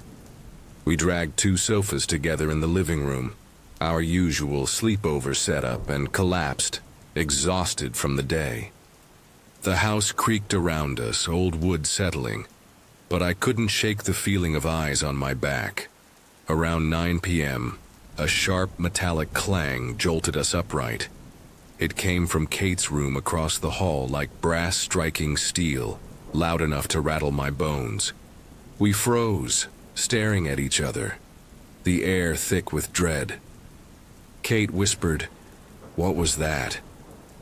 I didn't know, but my heart pounded as we crept toward her room, the hallway stretching endlessly in the dark. The door was ajar, but inside, nothing was out of place. No fallen objects, no sign of the noise. We retreated uneasy and tried to sleep, but the house felt alive, its shadows shifting just beyond my vision. 2 hours later, another clang shattered the silence, louder, closer, from the same room. My skin crawled, the sound echoing in my skull. We checked again, flashlights trembling in our hands, but found nothing. Just Kate's neat bed, her posters staring blankly. Back on the sofas, we stayed awake, nerves frayed, when 10 minutes later, a third clang rang out, sharp and final. Then, from the open stairwell to the basement, a shadow moved, tall, formless, gliding across the wall. My breath caught, the air turning icy. Kate grabbed my arm, her nails digging in. We called out for her parents, but the driveway was empty, their car gone. The house was ours alone. Terrified, we snatched kitchen knives and crouched on the cold floor, the blades glinting in the dark. Then, a scream, "Help me!" pierced. The night followed by frantic banging on the front door. My heart stopped. Another shadow flickered beside the first, both wrong, too sharp against the moonlight. We checked the locks, scrambled back to the sofas, and waited, every creak of the house a threat. An hour later, red and blue lights flashed through the windows, police, and an ambulance, their sirens distant but real. We were too exhausted to move, collapsing into uneasy sleep. At dawn, my aunt and uncle burst in, their faces pale. Another clang echoed from Kate's room, and my uncle stormed upstairs, gripping a metal bat. We followed, trembling, but found nothing. No broken glass, no intruder, just the same empty room. Even my aunt admitted she'd heard it, her voice shaking. The next morning, our phones worked again, as if nothing had happened. But I knew the truth. That house wasn't right. A neighbor later mentioned a break-in nearby, a family terrorized in the night. I never went back. Sometimes in my own bed, I hear a faint clang, like metal on metal, and feel those shadows watching. Was it a ghost, a prowler, or something worse? Trapped in those walls, I don't know, and I never will. My name is Jasmine, and that night still claws at my dreams. It was past midnight, the city asleep, and my girlfriend and I were buzzing with a reckless kind of joy. We'd planned a night out, but something sparked between us as we climbed into her car. You ever feel desire pull you somewhere you shouldn't go? We ended up in an empty parking lot, the kind where streetlights barely touch the dark, their weak glow pooling like spilled ink on the asphalt. The car's interior felt like a cocoon, warm and private, the reclined driver's seat cradling us as we laughed, tangled in each other's arms. In our carelessness, my hip nudged the horn, a sharp blare cutting through the silence. I froze, giggling nervously. "Hope that didn't wake anyone," I whispered, my breath warm against her neck. She brushed it off, her voice soft. "It's 1 a.m., Jasmine. The world's dead." Reassured, we sank back into our moment, the night sealing us in. You think you're alone, don't you, when the dark feels like yours? 3 minutes later, I lifted my head to tuck a strand of hair behind my ear, my eyes drifting to the passenger window. Time stopped. A man knelt just outside, his face inches from the glass, his eyes locked on us. His stare wasn't human. It was hungry, unblinking, like a predator sizing up its prey. My stomach churned, a scream tearing from my throat as I scrambled to the passenger seat, my hands shaking. "Drive! Drive now!" My girlfriend fumbled with the seat, her fingers clumsy in panic. The man rose, slow and deliberate, raising his hands. Blood. His hands were drenched in it, glistening black under the streetlight, dripping onto the pavement. My heart slammed against my ribs, the air in the car turning thick, suffocating. "Run, get out, survive." He spoke, his voice low, almost soothing. "Don't panic." But it was wrong, like a lullaby sung by a corpse. My girlfriend slammed the lock button, her foot finding the gas. As we peeled out, I glanced back. His face twisted into rage, his bloodied hands clenching as he turned and vanished into the shadows, his steps swallowed by the night. Was that blood his? Or someone else's? We sped through empty streets, my mind spiraling. What if he killed someone? What if he's hurt? Against my better judgment, I agreed to my girlfriend's idea to circle back, a foolish hope that he needed help battling the dread in my gut. The parking lot was silent when we returned, the streetlights flickering, like dying stars. 2 police cars roared past, their sirens slicing the air, but they didn't stop.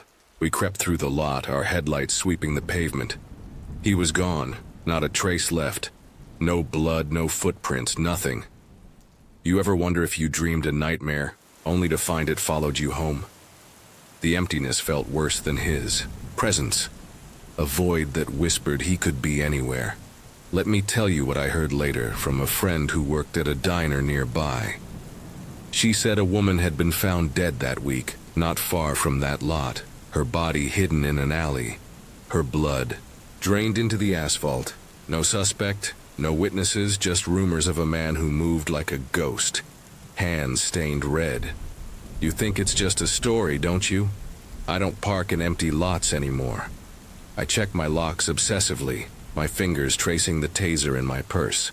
Every time I step into the dark, every shadow feels like him, his bloody hands waiting, his voice whispering, "Don't panic." What if he's still out there, watching, his rage unfinished?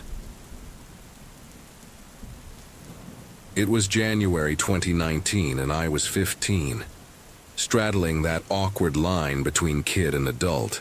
My parents had left me in charge of our Connecticut house, a sprawling old place with creaky floors and too many shadows, while they drove to a party in New Jersey. "Be responsible," Mom said, her voice firm as she handed me the keys. "Look after your brother." He was 10, all skinny limbs and wide eyes. The kind of kid who took everything seriously. They wouldn't be back until 3 a.m., leaving us alone in a house that felt too big for just 2. We settled into the living room, the TV blaring Marvel movies, popcorn spilling across the couch. The night felt safe, wrapped in laughter and flickering lights, but safety is a fragile thing. We powered through Infinity War, the clock ticking past 11:30. My brother's yawns grew heavy, and I sent him upstairs with orders to brush his teeth and hit the sack. I wasn't ready for bed, too wired, too stubborn to sleep. I popped in Logan, the gritty action filling the quiet house, and sank into the couch, the glow of the screen my only company. By 2 a.m. the credits rolled, and the house was still, too still, the kind of quiet that presses against your ears. I was halfway to my room when soft footsteps stopped me cold. My brother stood at the top of the stairs, his face pale, his pajamas wrinkled. "What's wrong?" I asked, irritation creeping into my voice. His eyes were wide, too wide, like he'd seen something that didn't belong. "The boogeyman's in my closet," he whispered. "He said he wants to touch me." My stomach twisted, but I laughed it off. He wasn't a prankster, never had been. But boogeymen? That was kid stuff. Or was it? "It's just the house settling," I said, more to convince myself than him.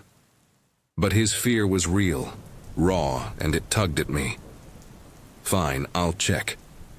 We climbed the stairs, the hallway stretching longer than it should, the air heavy with a chill that didn't match the heater's hum.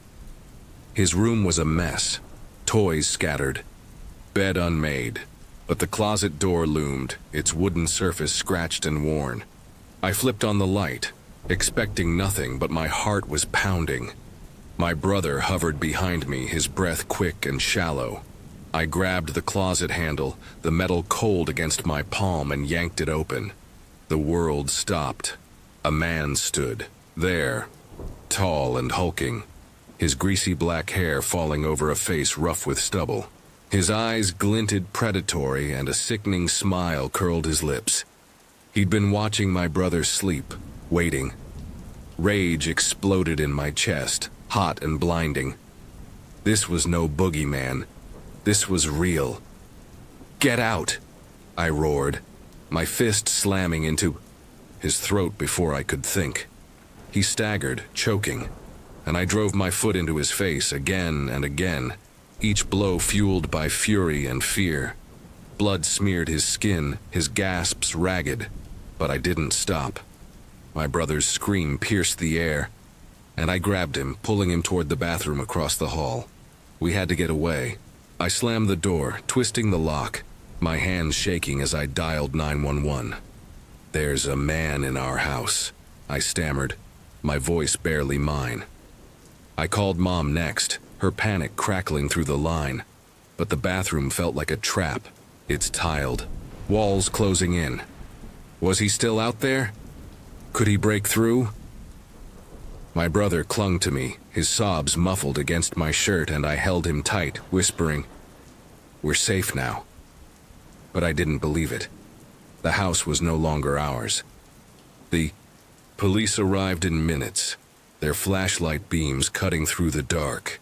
I opened the bathroom door, my heart in my throat, expecting him to lunge from the shadows.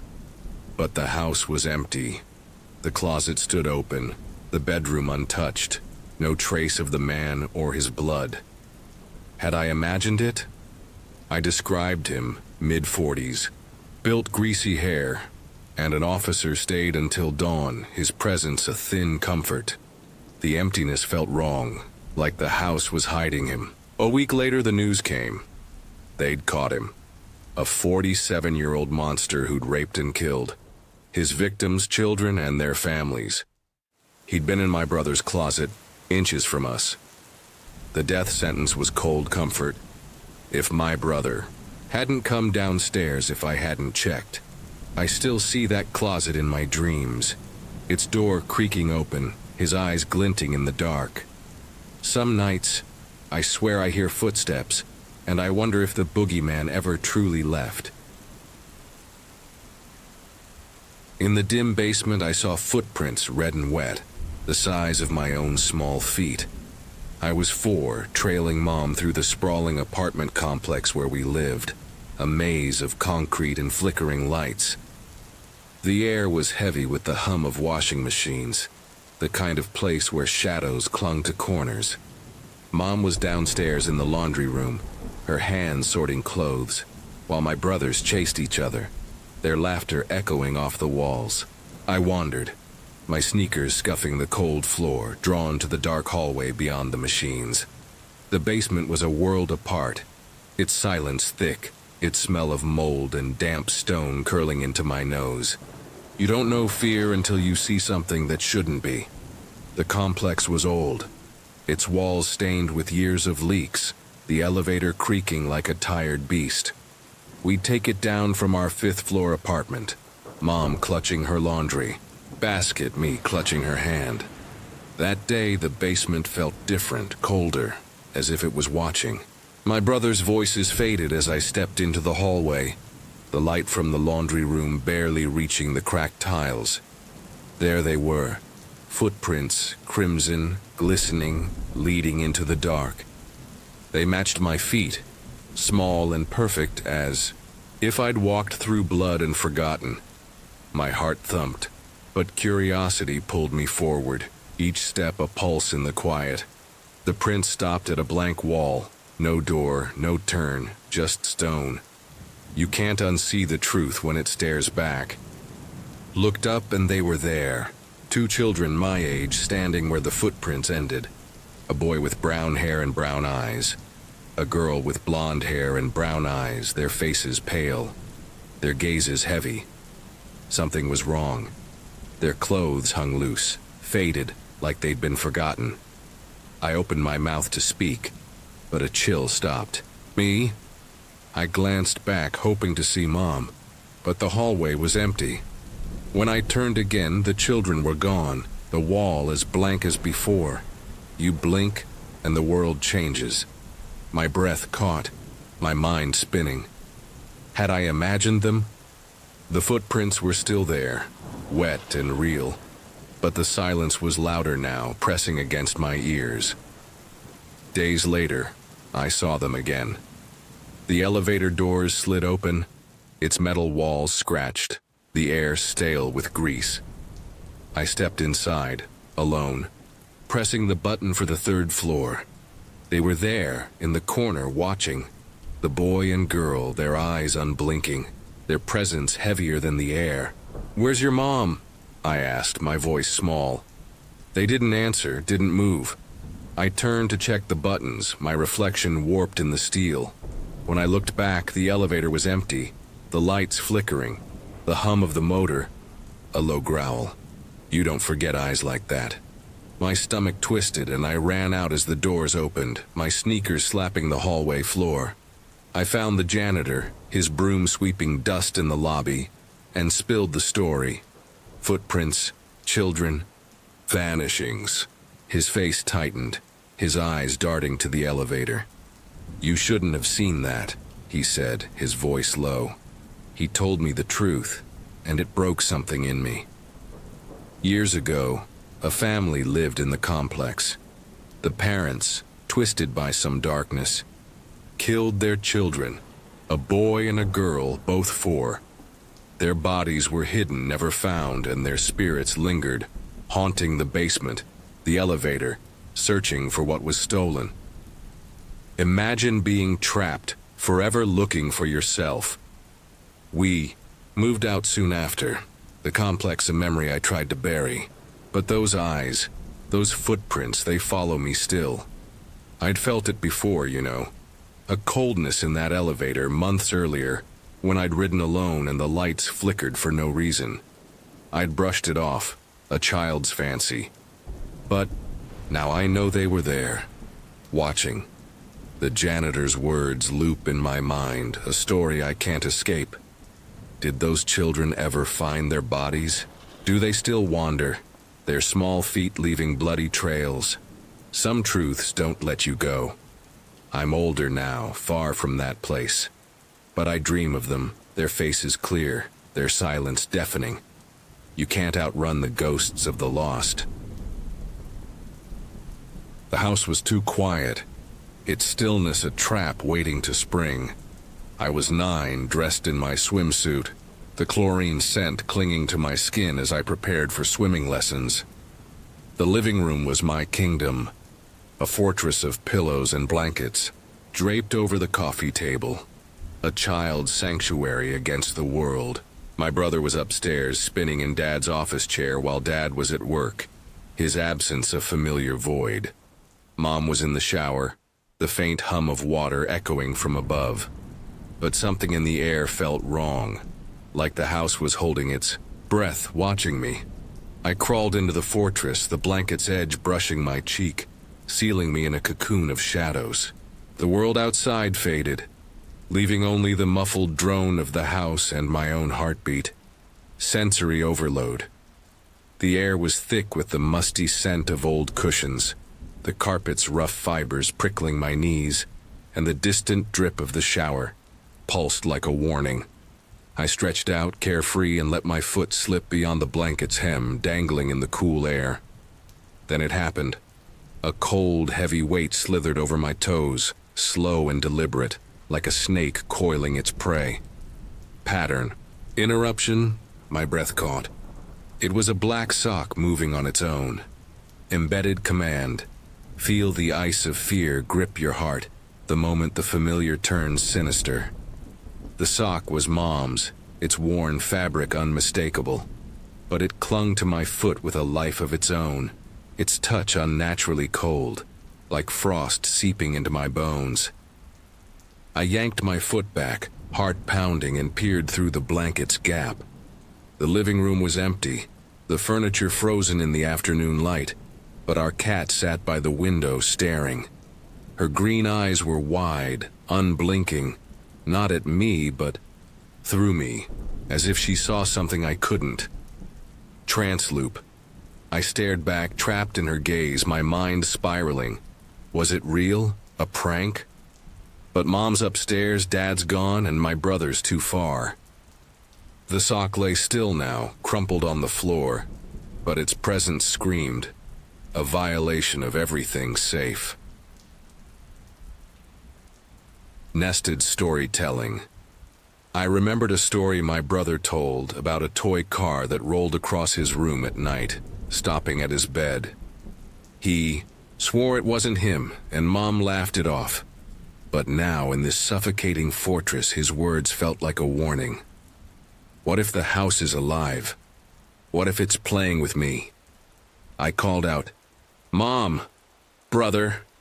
My voice was a squeak, swallowed by the house's silence. The shower's hum answered, steady, mocking, anchoring. I clutched a pillow, its softness my only anchor, grounding me against the dread clawing my chest. I scrambled out, heart racing, and ran to the window.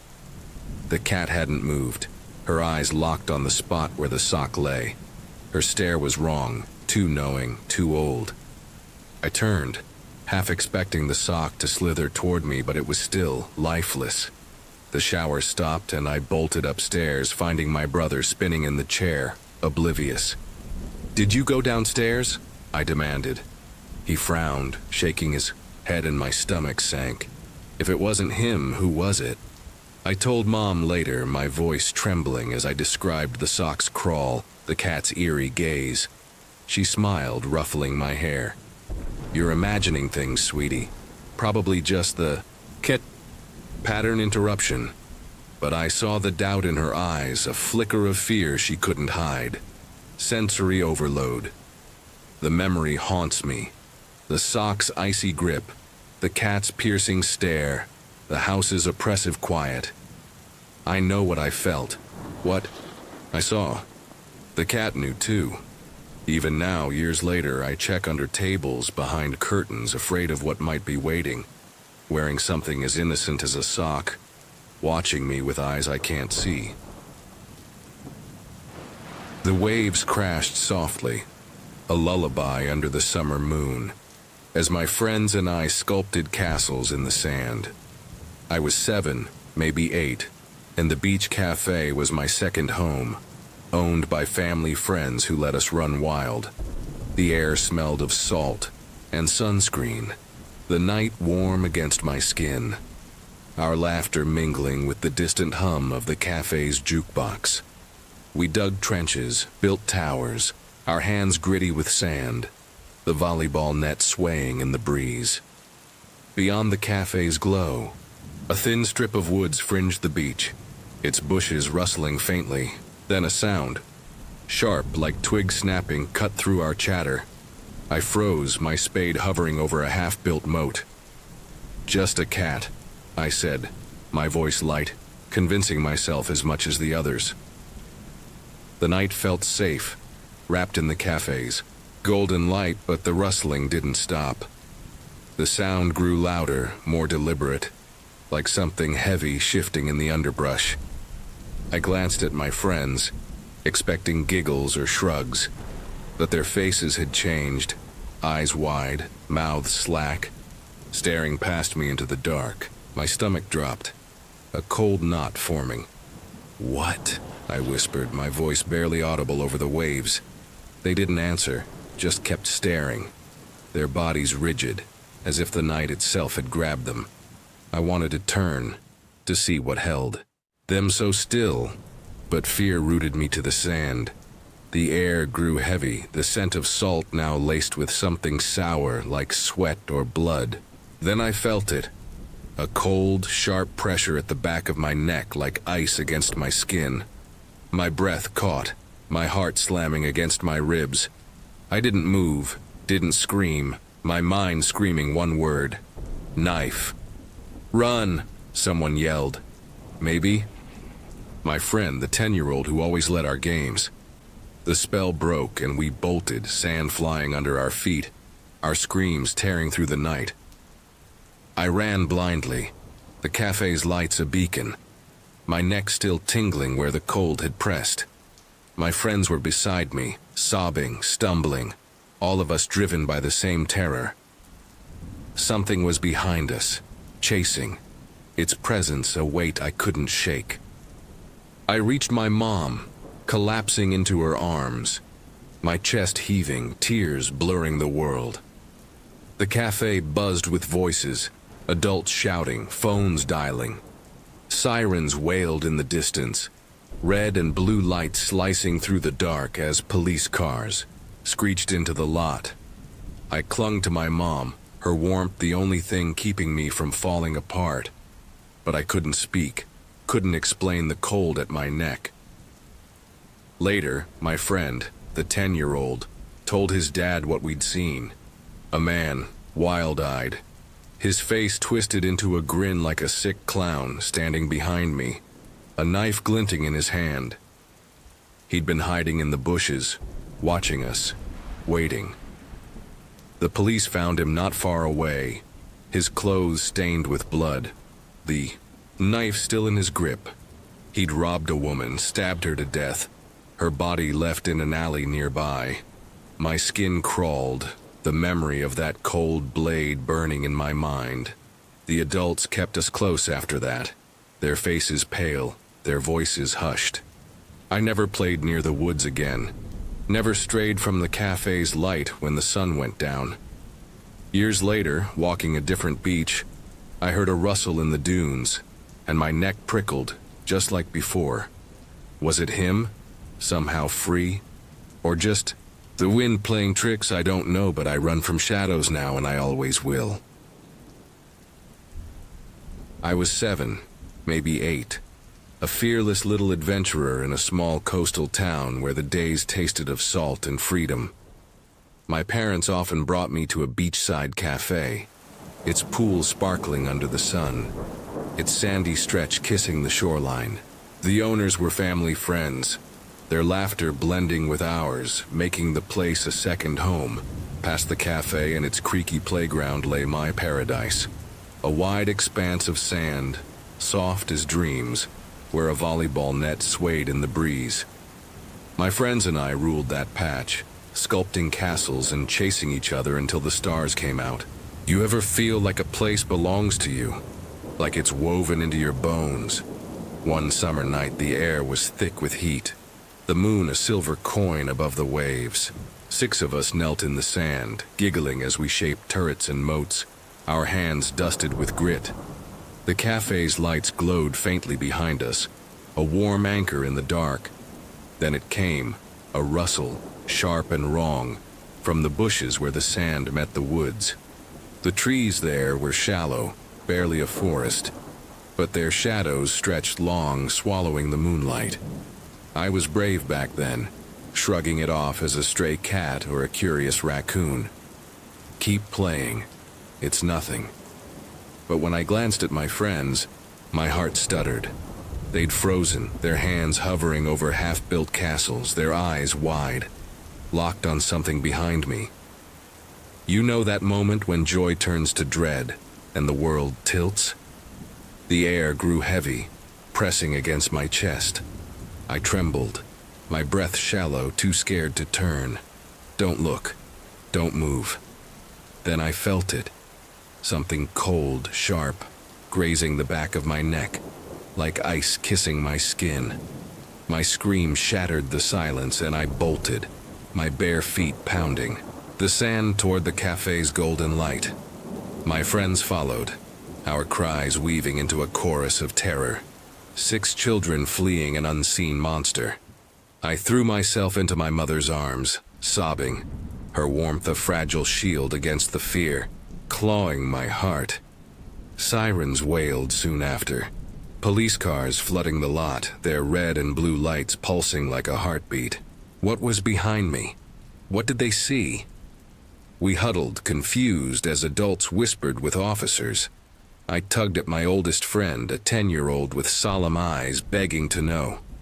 He hesitated, then spoke. It was a man, old and crazy, smiling like... Clown, but sick, wrong. He held a knife to your neck. My stomach dropped. The memory of that cold touch now a blade's edge in my mind. They said he'd robbed a woman nearby, stabbed her lifeless. Her blood still fresh when he found us. You ever realize how close you danced with death and it changes you? The police caught him. His twisted grin locked away. But the sand lost its magic that night. Let me tell you what the locals whispered years later when I was older. They spoke of a drifter, a shadow who haunted the coast, stealing lives and leaving only fear. Some swore he'd been seen before, lurking near the cafe, his knife gleaming under the moon. You think the dark forgets, don't you?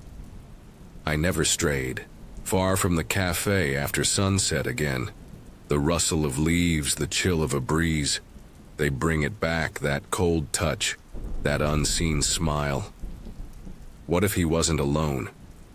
What if something else waits in those bushes, watching,